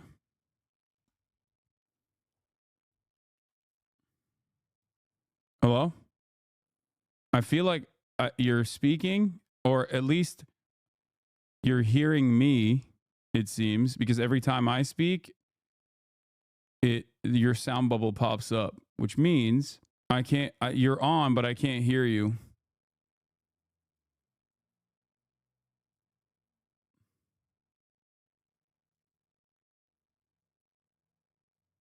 Can you guys? You guys can't hear her either, right? Maybe their device doesn't have a mic. No, every device has a mic. What are you talking about?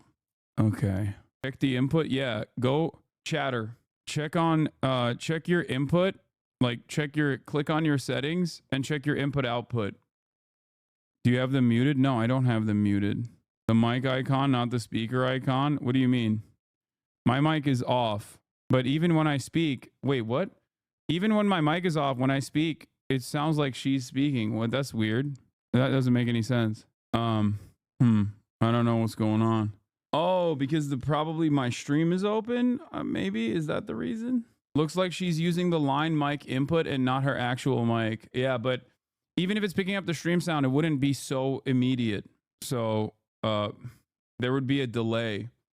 I think you have to maybe click on the microphone on the top here, like on the top left corner of your screen, and see if you give it permission. You're allowing Twitch to use. Or I'm gonna hang up and I'm gonna call you again. But tell me if you are using a phone or a desktop. She's using her onboard sound as input on her microphone. It might just be bugged. Let's see. Let's try again. I'm gonna call again. I'm on my laptop. Okay, I'm calling again.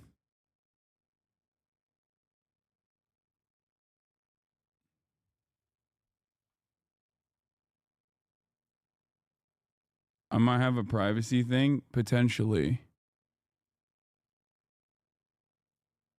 Okay, I sent you another invite. Okay, can you hear me? Okay, you were muted and then you unmuted, but I still can't hear you. Oh, wait, I can hear you now. Hold on, I heard you for a second. Mute something. Sorry, I hear everything. Okay, you're low though, but I can hear you. Hello? Yeah, I can hear you. Can you hear me? Hello, hello, hello. Now There's a super long delay. No, because you're probably hearing me from stream. You're not hearing me from. Here's the problem. You're hearing me from the stream. You're not hearing me from the actual. You're not hearing me from the actual, like, guest star feature. So you fixed your microphone, Right, but I think you need to change the your audio as stream, well. and then I'll listen to the call. No. Here's what we're gonna do. You just need to you need to also change your input on your. You need to change your input on your what do you call it? On your audio as well, and then mute the stream.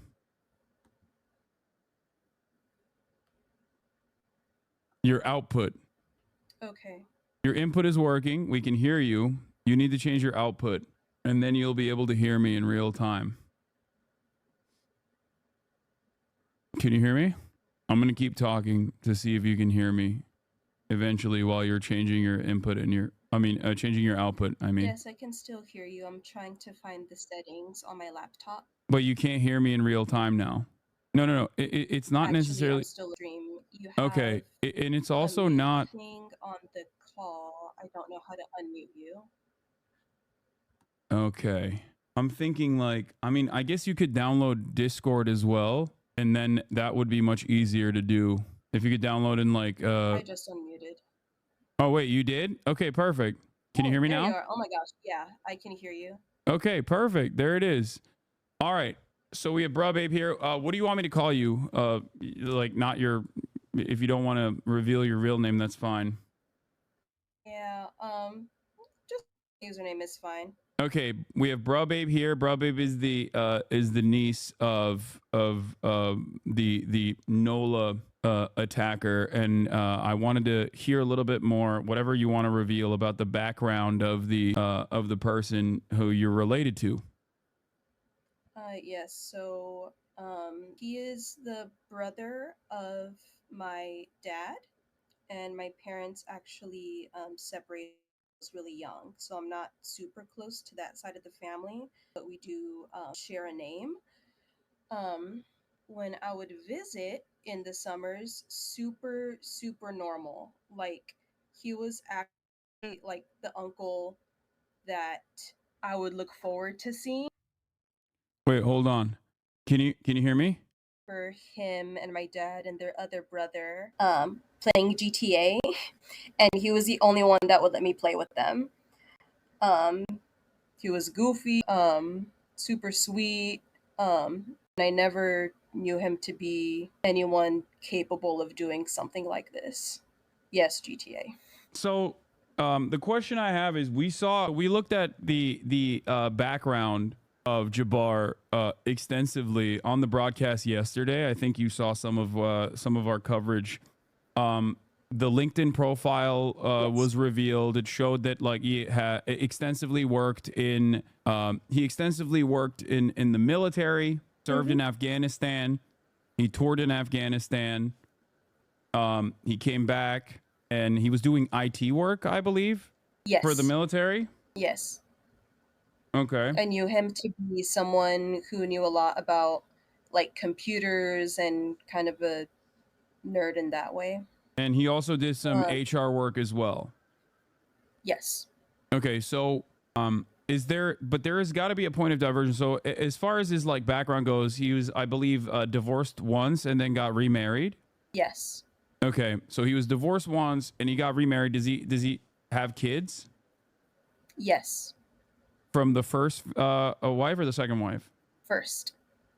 Okay, and what is the so from the first wife he had kids. What is the extent of what is his ethnic background? Because I'm a little confused. Is he where is he from? Yeah, that's part of what is kind of confusing about this, because he obviously has a very ethnic name. Shamsuddin is what we would call him, and I have a very ethnic name as well. It's very and Jabbar, we share that.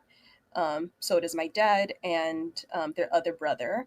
However, I think one of them is actually one of my uncles is like a half brother.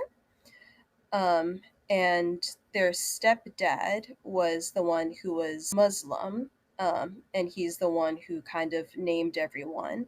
So I always kind of associated the family with Islam, but no one practiced it. Okay, yeah, it seems like everyone's super Christian in the family, but we have super Muslim names.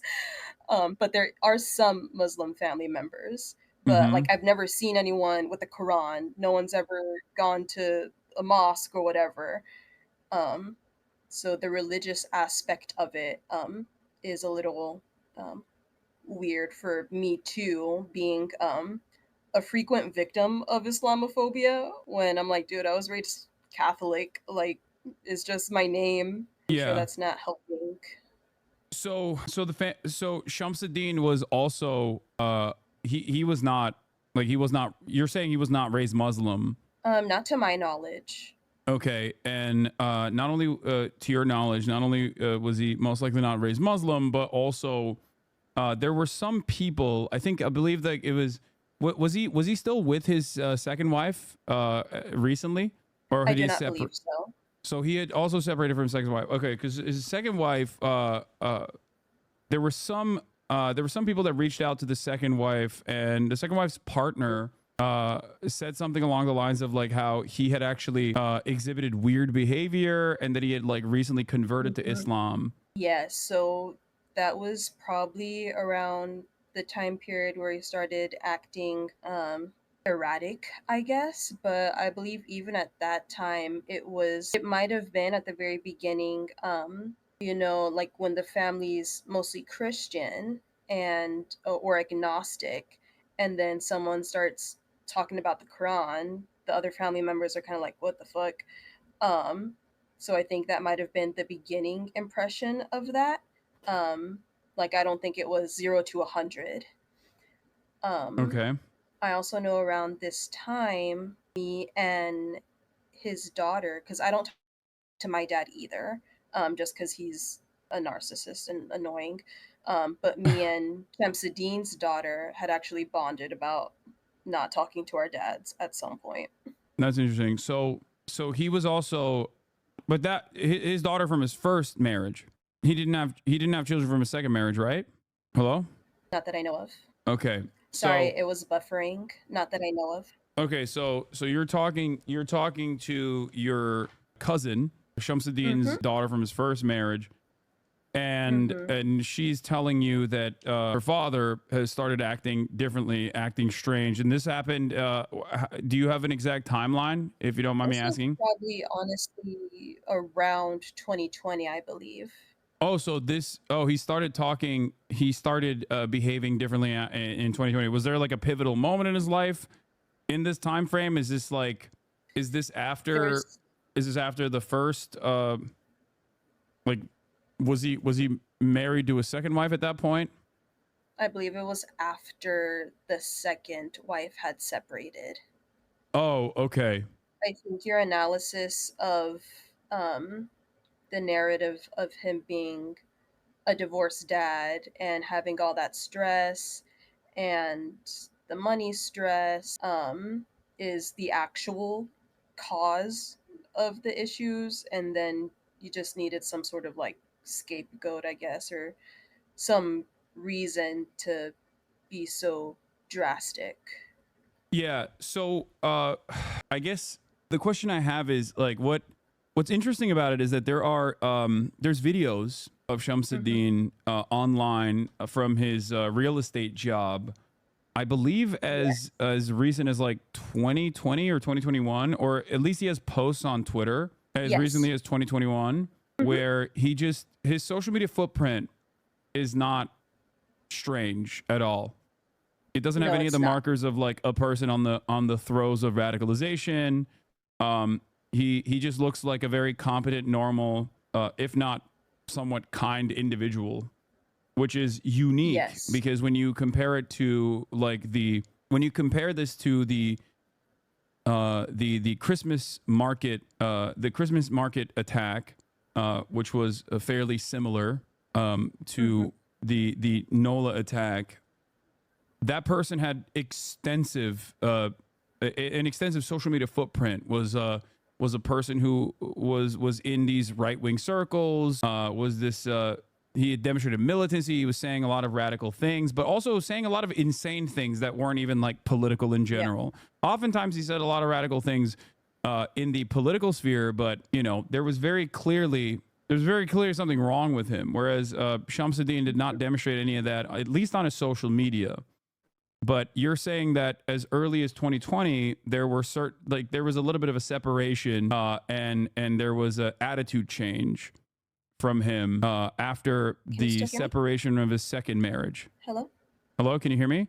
I can hear you again now. Okay. I had a connection error. I still have the Yeah, alert thing, it's but I cutting in think and it's out, but it's okay. So you're saying that I'm going to repeat the question. You're saying that there was in spite of the lack of like oddities or weirdness on his social media profiles, he started acting strange, at least with his family, around the time of his separation in his second marriage. Yes.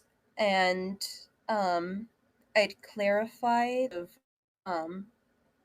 like bonding with me and his daughter over not talking to our dads was kind of more like similar issues, like normal issues, not he was acting so weird and so extreme that he was saying all this outlandish stuff and that's why she wasn't talking to him, but Oh, more okay. so just my dad's being a dick or he's being annoying, more like that.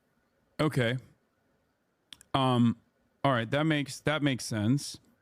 So I think as far as like a point of radicalization, I think that was very recent. Okay. So it seems like he became more maybe he became more isolated. Do you know when the last time your cousin talked to her dad? I am not sure. Okay. When was the last time you talked to him or saw him or heard of him at all? Well, actually, I don't know if it's revealing too much about myself, but I'm also in real estate. So he kind of helped me with the licensing process and where to go and how to pay your dues and all that sort of stuff. So When was that, if you don't mind me asking? around 2020 as well. Oh, okay. And he And didn't nothing and he didn't seem odd at all when you last talked to him. Not at all. Okay. I mean, 5 years is a very long time for a lot Yeah. of things to change, especially because like there's the COVID lockdowns and whatnot and the isolation that came, the isolation that happened. A lot of people dramatically changed their lives during that time frame. So that's somewhat understandable. But overall, you're saying that he was, at least when you were growing up, his profile was of a kind man. Very, very much so.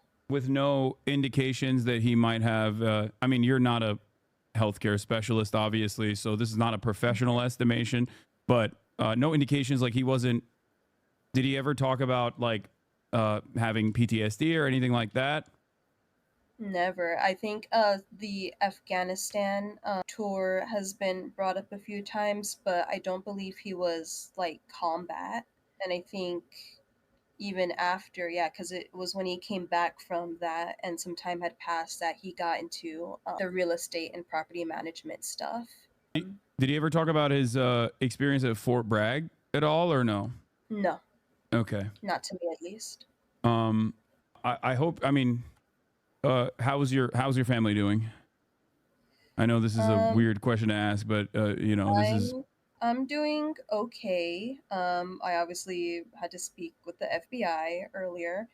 But like I said, my parents separated when I was young, so I'm not super close with that side of the family, but I am close with my grandma, who's his mom, and his daughters. So it's more my personal pain right now is knowing that they're going through that and they might never, well, they can't even rest, right? Because it's 24/7 news. There's no like getting away from it and processing it on your own.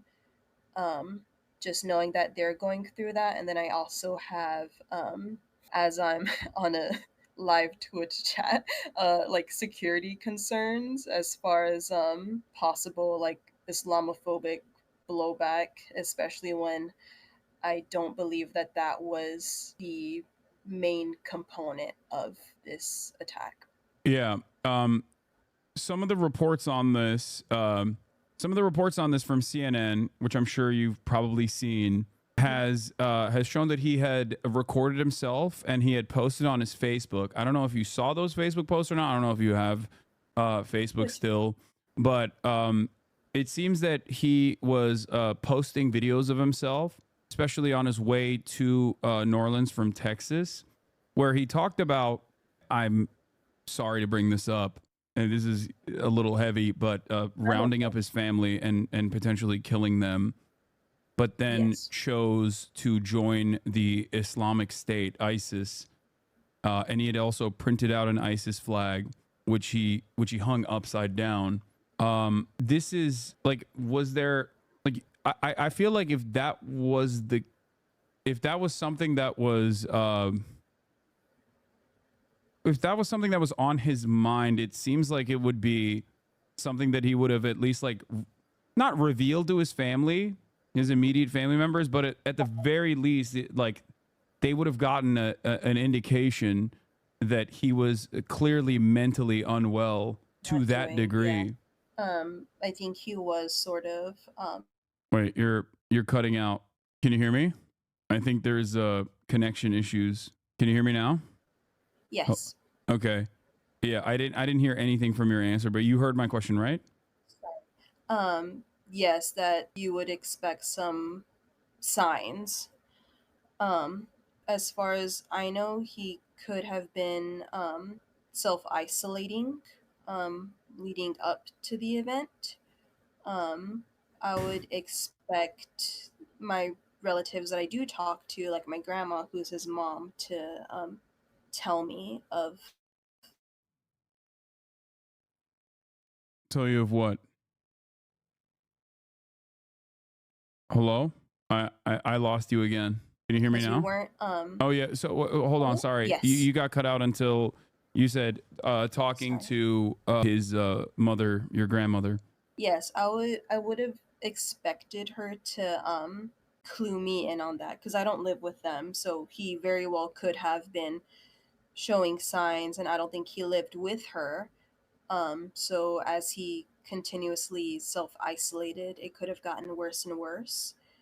But if he was, showing signs of something so grave as that, that I would expect to be told about that. Yeah.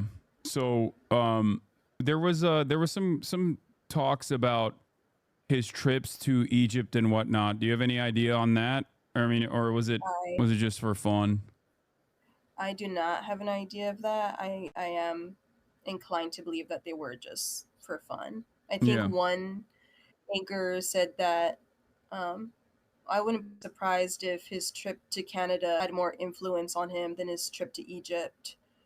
Yeah. And I'm likened to believe the same. Yeah. So there was that, and then the other question was about financial troubles. At what point did his financial troubles start, to the best of your knowledge? There it could have been shortly after the first divorce, when like child support became an issue. That's kind of a trend in the family, unfortunately. Okay. And then there's like a potential for piling on, and then the second divorce as well. And I know when he became a realtor, he was also a property manager, and he was actually reaching out to me to see if I wanted to work with him in some capacity, because he knew I was getting my real estate license. So he was looking into me doing like some sort of administrative stuff and training me to like write articles for like blog posts and stuff. But at that time, which is around 2020, I get the impression that he was sort of diving into real estate as an agent, but also as a property manager, while also trying to like have side hustles, like trying a lot of different things at once. And failures from multiple of those could have piled on. Okay. Yeah, that makes sense. Well, thank you so much, bro, babe. Is there anything else that I haven't asked that you wanna bring forward?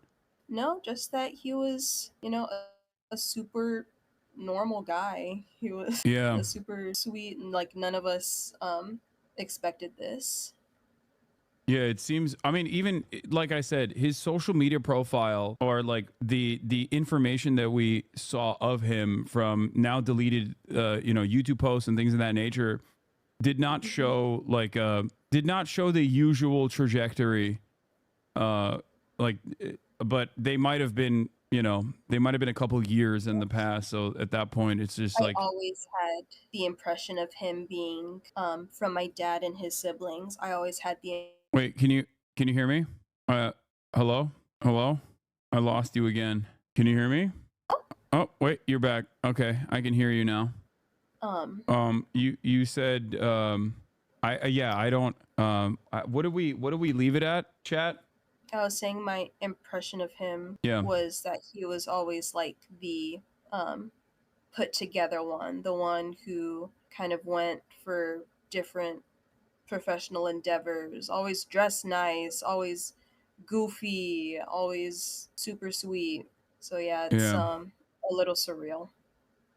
Yeah, well, thank you so much for coming on. Of course. You know, I hope things look better for you. We're trying, but thank you. All right. Bye. All right. Bye. That was Bruh Babe 11, the niece of the NOLA attacker, Shamsuddin Jabbar.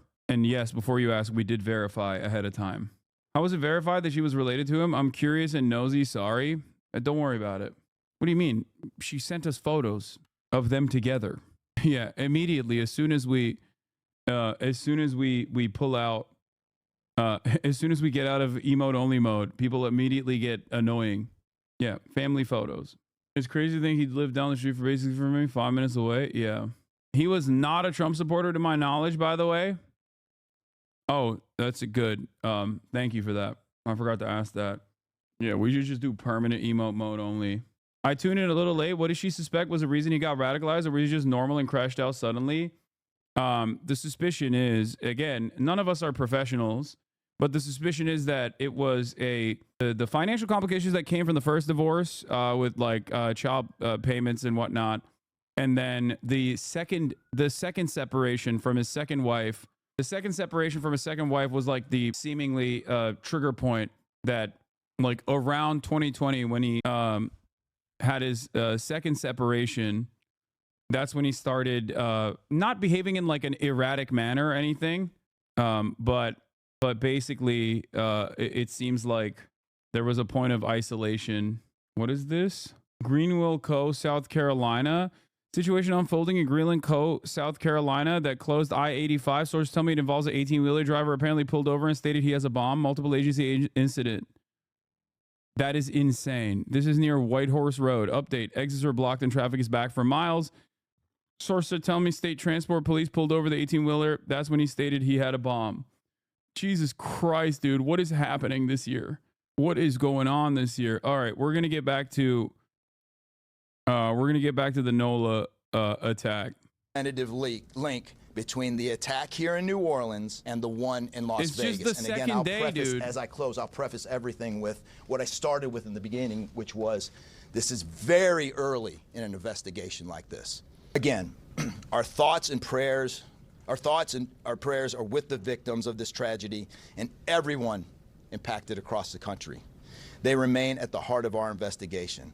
I also, although I've only been on the ground here a short time, I also want to express a sincere appreciation for our partners here, which include the U.S. Attorney's Office, HSI, ATF, the New Orleans PD, the Louisiana State Police, the Governor's Office, and countless others. And on our breaking news out of New Orleans now, the FBI says it believes the Army veteran from Texas who intentionally rammed a truck into a crowd on Bourbon Street acted alone. They say 3 phones and 2 laptops linked to the driver have been found, and that FBI bomb technicians recovered 2 improvised explosive devices in the Bourbon Street area. And this is coming as we're getting some new surveillance video of the attack. It shows a harrowing moment here. Just before you see there are people barely getting out of the way of the truck. It's unbelievable, and so thankful that they were able to get out of the way as that truck sped through the French Quarter. CNN anchor Anderson Cooper is live on the scene in New Orleans. Anderson, what more details are you learning at this hour? Yeah, well, we have CNN has exclusively obtained actually video of the terror attacker. This I want to show you. This is taken from a doorbell cam of on a street where the attacker, you see there off to the right with the vehicle that he used in the attack. That is him arriving at and entering an Airbnb that he had rented about 2 miles from the Bourbon Street location where he, according to law enforcement, conducted this terror attack. That is the vehicle that we know came. He was rented in Houston. He rented it on December 30th. The FBI said today at a press conference they had several hours ago. He then drove it New Year's Eve, and while driving made about 5 videos in which he spoke to camera, according to the FBI. They recounted a little bit about what he said. He said that he had, they were showing the timeline. He rented the truck, drove it to Houston between 1 and 2 a.m. He's seen now on videos planting explosive devices. 2 explosive devices, according to the FBI, were found about in the area of the French Quarter. That initially they had thought maybe other people had planted. They have confirmed today. They said at this point they believe no one else was involved in the attack here in Bourbon Street on the ground, actually planting those explosives. If he actually had complicated IEDs, if he had like genuine like improvised explosive devices, I mean that kind of stuff you can kind of figure out on your own. But that also, I think, lends a little bit more credence to the ISIS point, because like you can figure that out on your own as well. But I feel like that is something that I suspect that is something that they give you in the fucking ISIS radicalization manual. You know what I mean? I don't think there's a potential link between the 2 attacks, even though it is weird as fuck. Okay, here is KPRC2 has obtained footage of Shamsuddin Jabbar's home following the deadly attack. Why are they zooming in on the Quran? His home in Northwest Harris County features a book collection which includes texts like the Quran and Bible and works on Islamic finance. We're still living in fucking a Homeland episode, chat. Yes, Islamic finance is a real thing because usury is a sin in Islam. I believe technically usury is a sin even in Christianity too, but I feel like nobody really cares about that. Also, there's zakat too. Yeah, the office style zoom here is doing a lot of work. Damn, my chicken is light today. They cooked me. Only 13 ounces, 13.5 ounces today. That's crazy.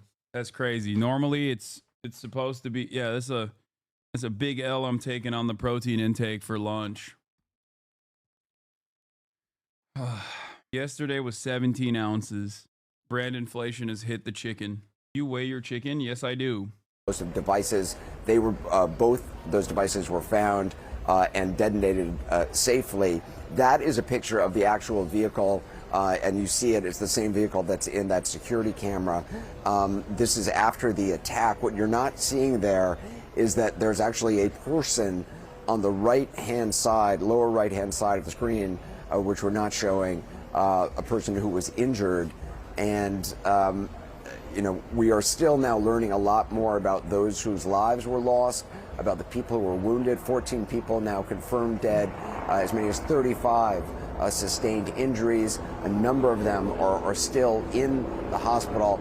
I want to play some of, let you hear from the FBI agent in charge of this operation, some of what they have found from the phones and laptops that they have obtained. Hundreds of interviews that we've conducted so far, the social media review that we've done of his accounts, by my count now, the 5 devices we have, the 3 cell phones and the 2 laptops, been able to initially triage or go through that, and there is just nothing to indicate through call records, through anything on those devices, through interviews, through anything in our systems that he was aided in this attack by anybody. And again, I have to caveat, like the governor said, this is 24 hours into it, and that could change.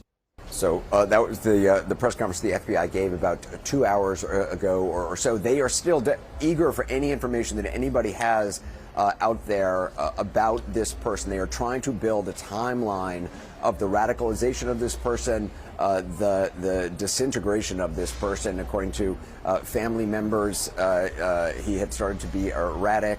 And according to the FBI, Brianna, he had pledged allegiance or joined to, if one can actually join in some physical way, ISIS, or at least pledged allegiance earlier before the summer. And Anderson, what a different scene behind you now. I'm just struck by that. There are so many people. There's just the din of the French Quarter with the reopening. Yeah, it's interesting. About an hour ago, an hour and a half ago, a first-line band came down the street with city officials playing music. We ran out and watched it. It was actually a very moving scene, this extraordinary band playing music. The officials in the city wanted first to open Bourbon Street to religious leaders. So they've also had a lot of preachers here doing prayer circles. We've seen saying prayers and also music, which obviously is such a key part of New Orleans. Then they closed the street down a little bit. It's all cleaned up. And now they've opened it to the public. And as you see, it's not obviously incredibly crowded, but there are dozens and dozens of people wandering, walking up and down, just wanting to come here. Businesses have opened, the bars have opened. There's some music playing in a couple of bars down the street.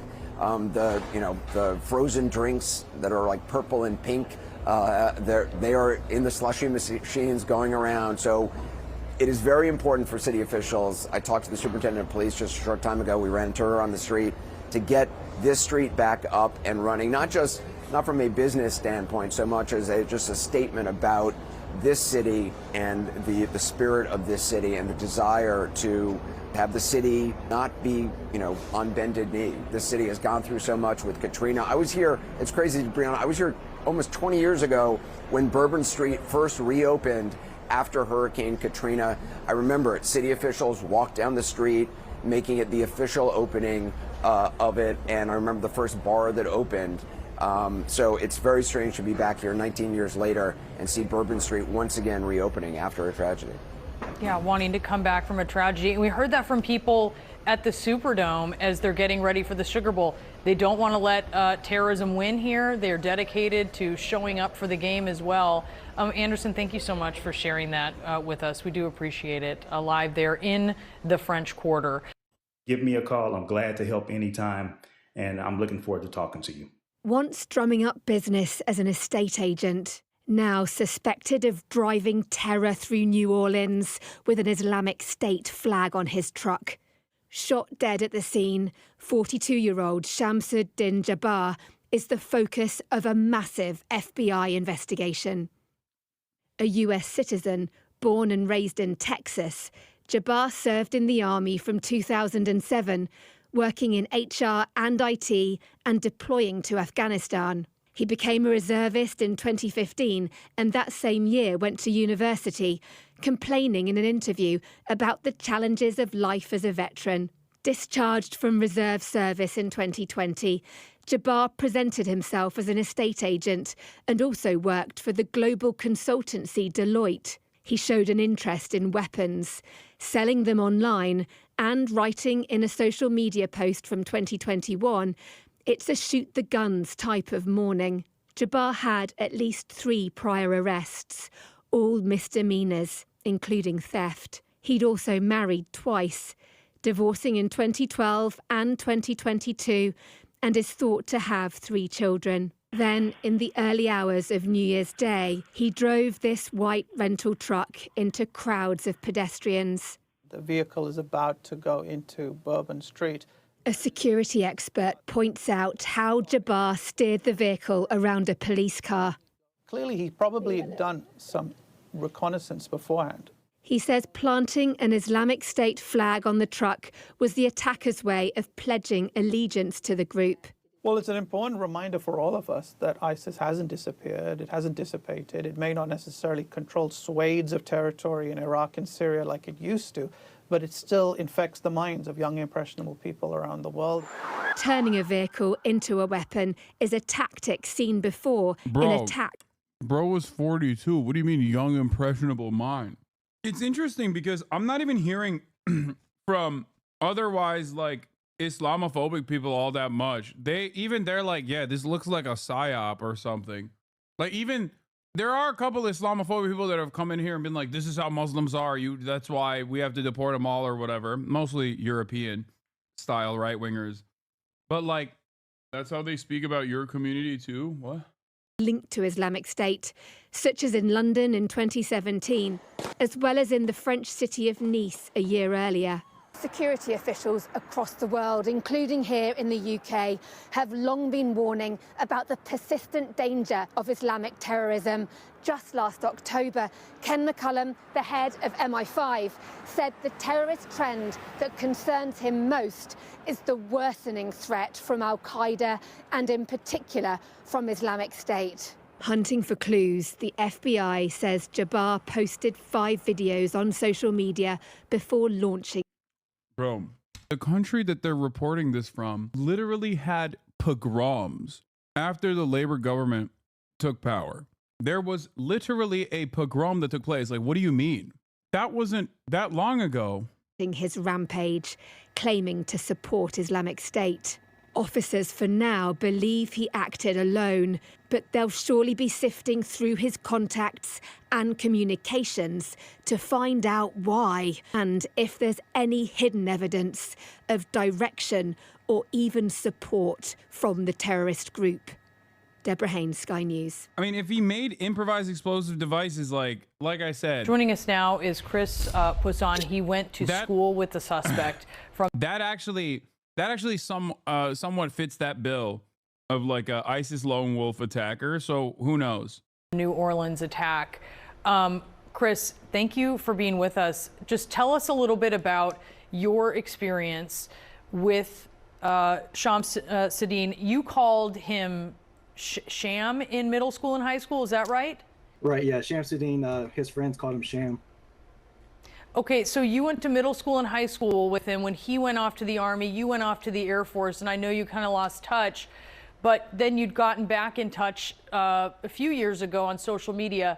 Tell us first what he was like in middle school and high school. Back then, he was really reserved. He kept to himself. He didn't say too much. He was very smart, very good in school. He wasn't like a troublemaker or anything like that. He was just he was the model student really. We met in 8th grade, and then we just happened to move to the same town in 9th grade, went to the same high school. So our friendship just continued on until high school, until he joined the Army, and like you said, I joined the Air Force. So when you touched base with him a few years back on social media, I think it was 5 or so years ago, and got back in touch with him, what were those exchanges like, and had he changed? Well, yeah, we had lost touch because whenever we graduated, social media wasn't a thing yet. So whenever Facebook came along, we reconnected. And then we kept in touch for several years, actually, through Facebook, just messaging back and forth, just checking on one another. And then up until the last, few times I had spoke with him, he had become really, enthralled in his faith. And pretty much every conversation we had or post that he was making at that time, in some way, shape, or form, it all, resorted back to his Muslim faith. Okay, so he talked a lot about Islam. Did you get the sense he was radicalized, or I understand you are... Okay, I don't know if that makes sense, because since we just interviewed an immediate family member, and she said that, first of all, this man says his faith. The dude wasn't even Muslim, okay? And there isn't even any media reporting that says that he was Muslim from the start. All the media reporting on the matter says he converted to Islam recently, but maybe he's talking about his recent posts.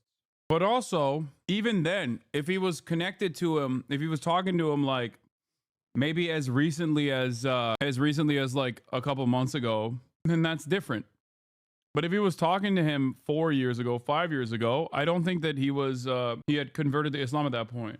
Are a Christian, and you were talking with him about religion. Were you having, respectful exchanges? It was very respectful, and it wasn't anything like he was upset or mad at anybody.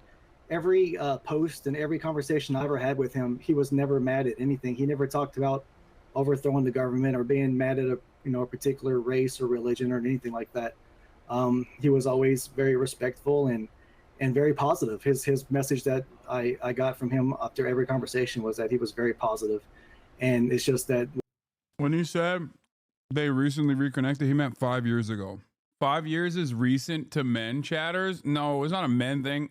If anything, it's an old person thing, older.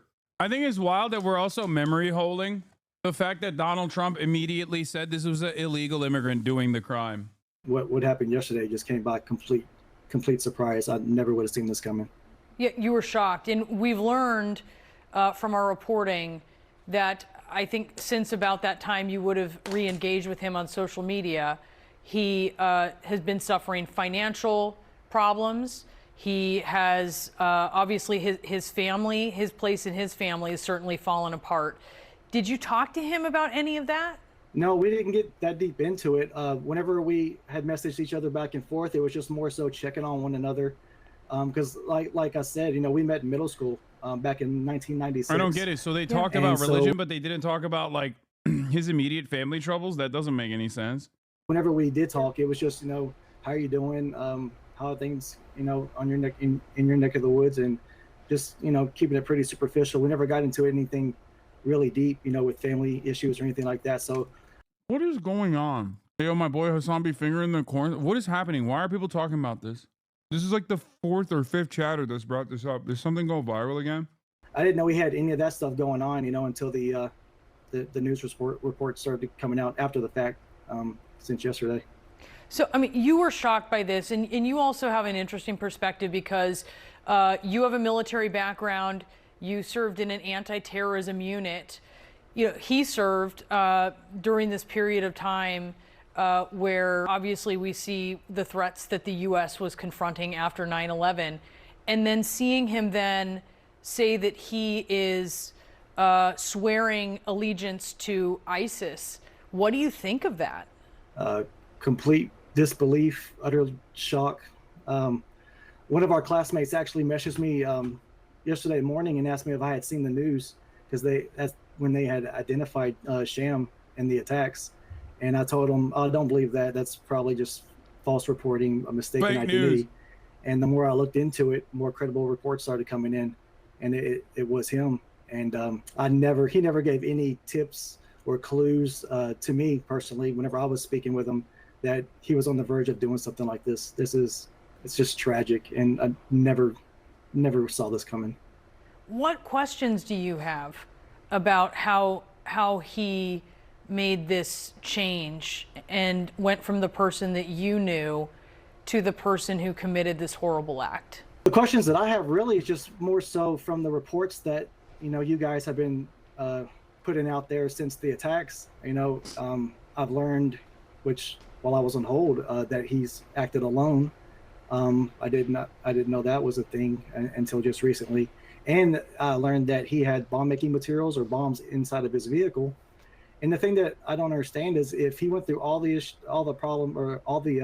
if he went through all the trouble to have the bombs made, put them in his vehicle, load them up, and drive to New Orleans, why would he use his vehicle as a weapon and not even attempt to place the bombs or set them off or whatever? It's almost as if he didn't want to use them. I don't know. I'm not in his head, so I can't speak for him. A lot of it just doesn't make sense to me. It's hard to wrap my head around it. Yeah, as we understand it at this point, it may have been that police confronted him before he carried out the totality of the attack that he had planned. But again, Chris, there's so much we don't know. You have questions, we have questions. The police are tracking those down. FBI is tracking those down. Chris, thanks for being with us. I can't imagine what it's like to be in your position, but we appreciate. Carlos, calm down. You have no idea what it's like to be in the mindset of someone who just witnessed a dude that they know personally, that they grew up with doing a fucking heinous act like this. I don't know who this man is. Sorry to this man. I think Islam is just one of those things that you mention once and everyone perceives it as constant and extreme. Yeah. Suspect's brother speaking out about the attack, telling the New York Times, quote, "As far as I know, he was a Muslim for most of his life." Wait, what? Chatter, your dad said this? what he did does not represent Islam. This is more some type of radicalization, not religion. Rabbi Lightstone served as the senior advisor to Donald Trump's ambassador to Israel. Could be the third brother. Not my dad, another uncle. And he joins us now. Rabbi, thank you so much for getting up with us this morning. You know, as Todd just said, the suspect said it was more of radicalization than religion. What are your thoughts on all of this? Yeah, no, I think that's 100% correct. This is not the religion of Islam. What this is a religion of radicalization. And what's come about is the ability to convince or to try to blame others for your circumstance. And that manifests itself in, unfortunately, this terrible terror attack. And more than anything else, my hearts and prayers out to all of the victims and all of the people of New Orleans today. So what can we be doing differently to tamp down on this kind of radicalization? What should we be doing? Okay. It's interesting because, one, they brought a rabbi to talk about it, but also the rabbi kind of spit. Like he kind of cooked there. He was like, yeah, this has nothing to do with like religion. And people just like bringing it back to people blaming religion. So I got hit with the left-right combo there. At first I was like, what the fuck? But we'll see. Not what he was going for. Okay, maybe I'm wrong. We'll see. Doing to make sure that this does not become the new normal going forward. That's exactly the correct question. This protest that happened in Times Square, that happened within hours after this person with an ice. God damn. Okay, bro. Oh my God. Bro said, yeah, the fucking pro-Palestinian demonstrators, they're doing basically what this guy is doing.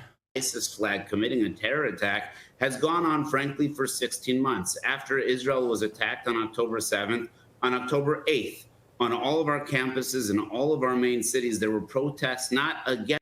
Dude, people who are pro-Israel are so funny. I'm sorry. There's no way to take this shit seriously, bro. You were brought on to talk about a fucking heinous attack, okay? And instantly you bring it back to campus protests. You are a deeply unserious person. You know, this horrifying terror attack that killed 14 innocent people on New Year's Eve. You know what it reminds me of? Non-binary college students on Columbia campus saying Israel is an apartheid state. Are you fucking insane? How are those two things even remotely in the same territory? What a fucking psychotic, like, hyperfixation, dude. It's like those memes about future text messages, you know, like text messages from future, like everything comes back to just like how college campus protesters and how scary they are. Like, that's an insane thing to say. You know who the real victims are? Me and my personal feelings about college campus protesters saying correct things, like objectively correct things. Yeah, one of the victims was a Palestinian American, Kareem Badawi, 18-year-old Palestinian youth killed in Bourbon Street in New Orleans, was a talented athlete, beloved Baton Rouge community member, and he had just finished his first semester of college. Against terror, but in favor of terror. And the White House just sat there and said, well, they have a point. And what we need is leadership that says they don't have a point. There is no room for terror. There is no room for radicalization. Right, but how do we stop this? I mean, we keep seeing it happen over and over and over. It is becoming the norm, whether people want to believe that or not. What do we have to do? What does the government have to do? And really, what does the incoming administration need to do to stop this? I think two different things. Number one is it does start at home. I think we need to check on our brothers. We need to check on our sisters. We need to check on our children and to make sure that they're being raised with the correct moral and values that they can be. We need to check on our veterans and to make sure that they're being taken care of appropriately. But at the end of the day, we elect leaders in order to lead. And when leaders look both ways at terrorists and at victims and say, they both have a point over here, that's not leadership. So this is actually something pretty simple to fix because most Americans know the difference in. Yeah, Biden, it was crazy when Biden came out and was like, you know, the NOLA attacker had a point. That is the takeaway here. Obviously, he's talking about pro-Palestinian protesters and lying and claiming that the Biden administration or Kamala Harris was even remotely empathetic to their plight. They were not. What a fucking insane situation. Ironic to be on Fox News saying this because there was one time when there were real Nazis on one side and there was a president that said both sides are very fine people. Oh, that's right. That was Charlottesville, and the president was Donald Trump. Between good and evil, every American that I know knows who the bad guy in this video is and know who the good guys are, the people who ran to stop him. That needs to be said clearly from all leaders, and it needs, frankly, to be said from parents to their kids as well. Yeah, you make a good point. There is a massive morale issue right now in the world, in the United States. I do fully agree with that. Rabbi Lightstone, thank you so much. I do apologize. We had a very busy schedule last over from New Year's Day on, dealing with two crises, one in Louisiana and one in Las Vegas. And I've assembled the entire defense and intelligence apparatus of the country in the Situation Room, and we've been spending a lot of time there. But I'm going to take another 2 minutes to talk a little bit about that and then go on to what we're here for. I want to give an update on the investigations into yesterday's terrorist attacks in New Orleans and the truck explosion in Las Vegas. I've just come from the meeting, not just to spend, while we prepare these remarks, the better part of an hour from my Homeland Security team.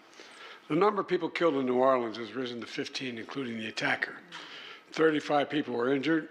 Today, the FBI briefed me that as of now, we have no information that anyone else is involved in the attack. They've established that the attacker was the same person who planted the explosives in those ice coolers in two nearby locations in the French Quarter just a few hours before he rammed into the crowd with his vehicle. They assessed he had a remote detonator in his vehicle to set off those two ice chests.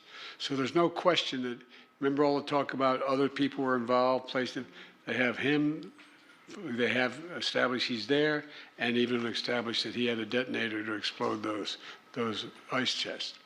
As I said yesterday, the attacker posted several videos just several hours before the attack, indicating his strong support for ISIS. Federal law enforcement and the intelligence community are actively investigating any foreign or domestic contacts and connection that could possibly be relevant to the attack. And so we're also continuing to investigate whether or not there's any connection between the New Orleans attack and the explosion in Las Vegas. As of now, they've just been briefed. They have not found any evidence of such a connection thus far. I've directed them to keep looking. The individual who rented the truck that exploded in Las Vegas also served as active duty U.S. Army. And the FBI is working with the Department of Defense on investigating, including the service members' possible motives and all those he worked with, who served with him, with things he'd say and do. I directed my team to accelerate these investigations so we have answers to our unanswered questions. They're making every single resource available to get the job done. And we're going to share the facts as soon as I learn them so the American public doesn't have to wonder. In the meantime, like I said last night, New Orleans is a city of tremendous spirit.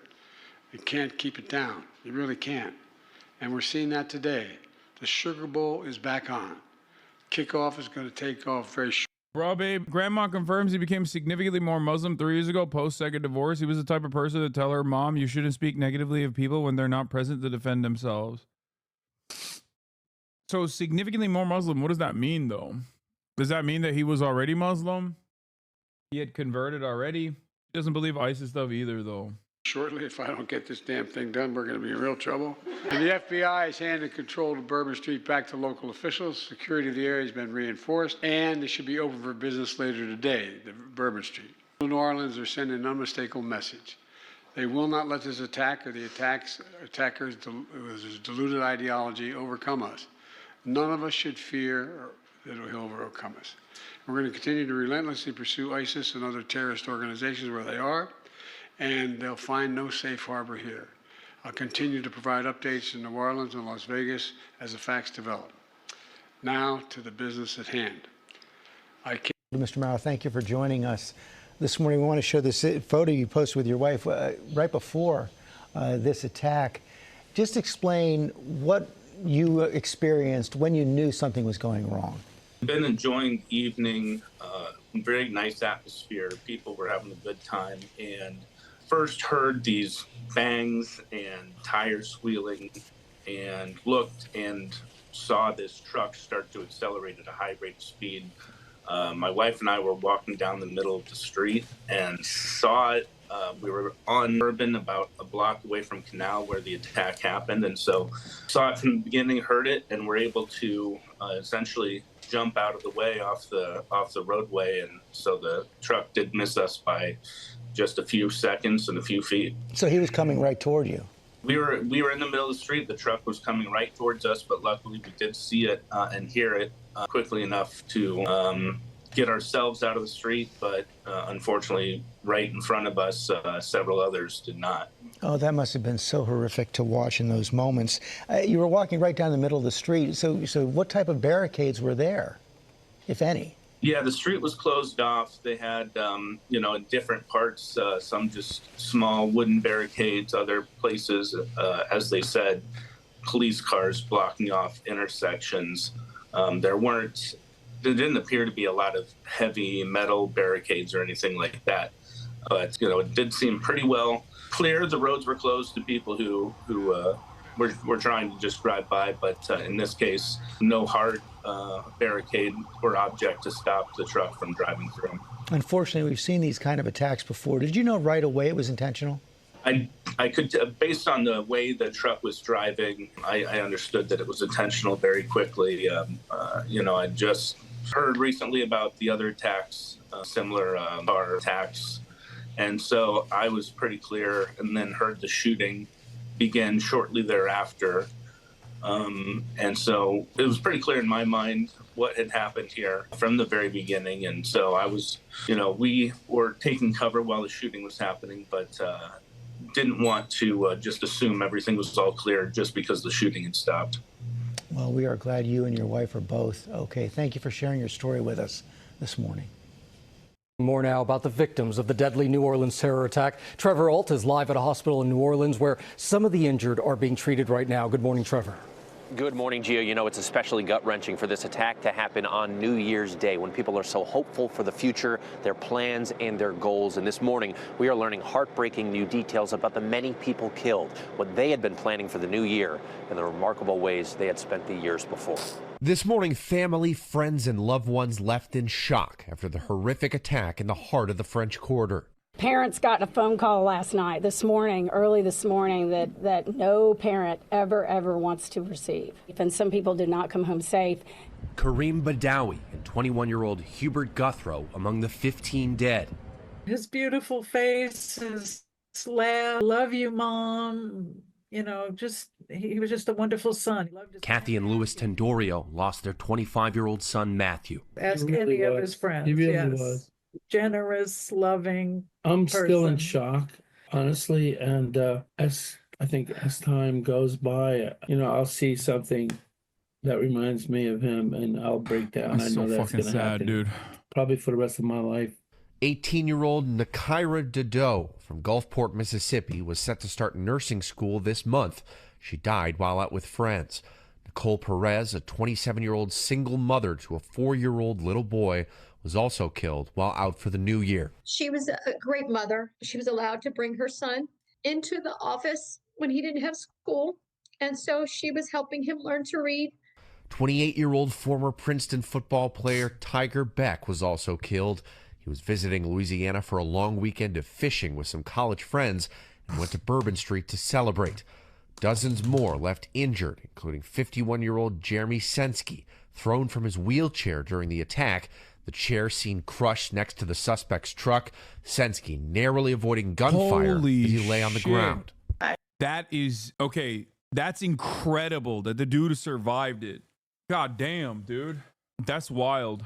There's a Greenville Highway bomb, the Greenville Highway bomb threat live stream as well.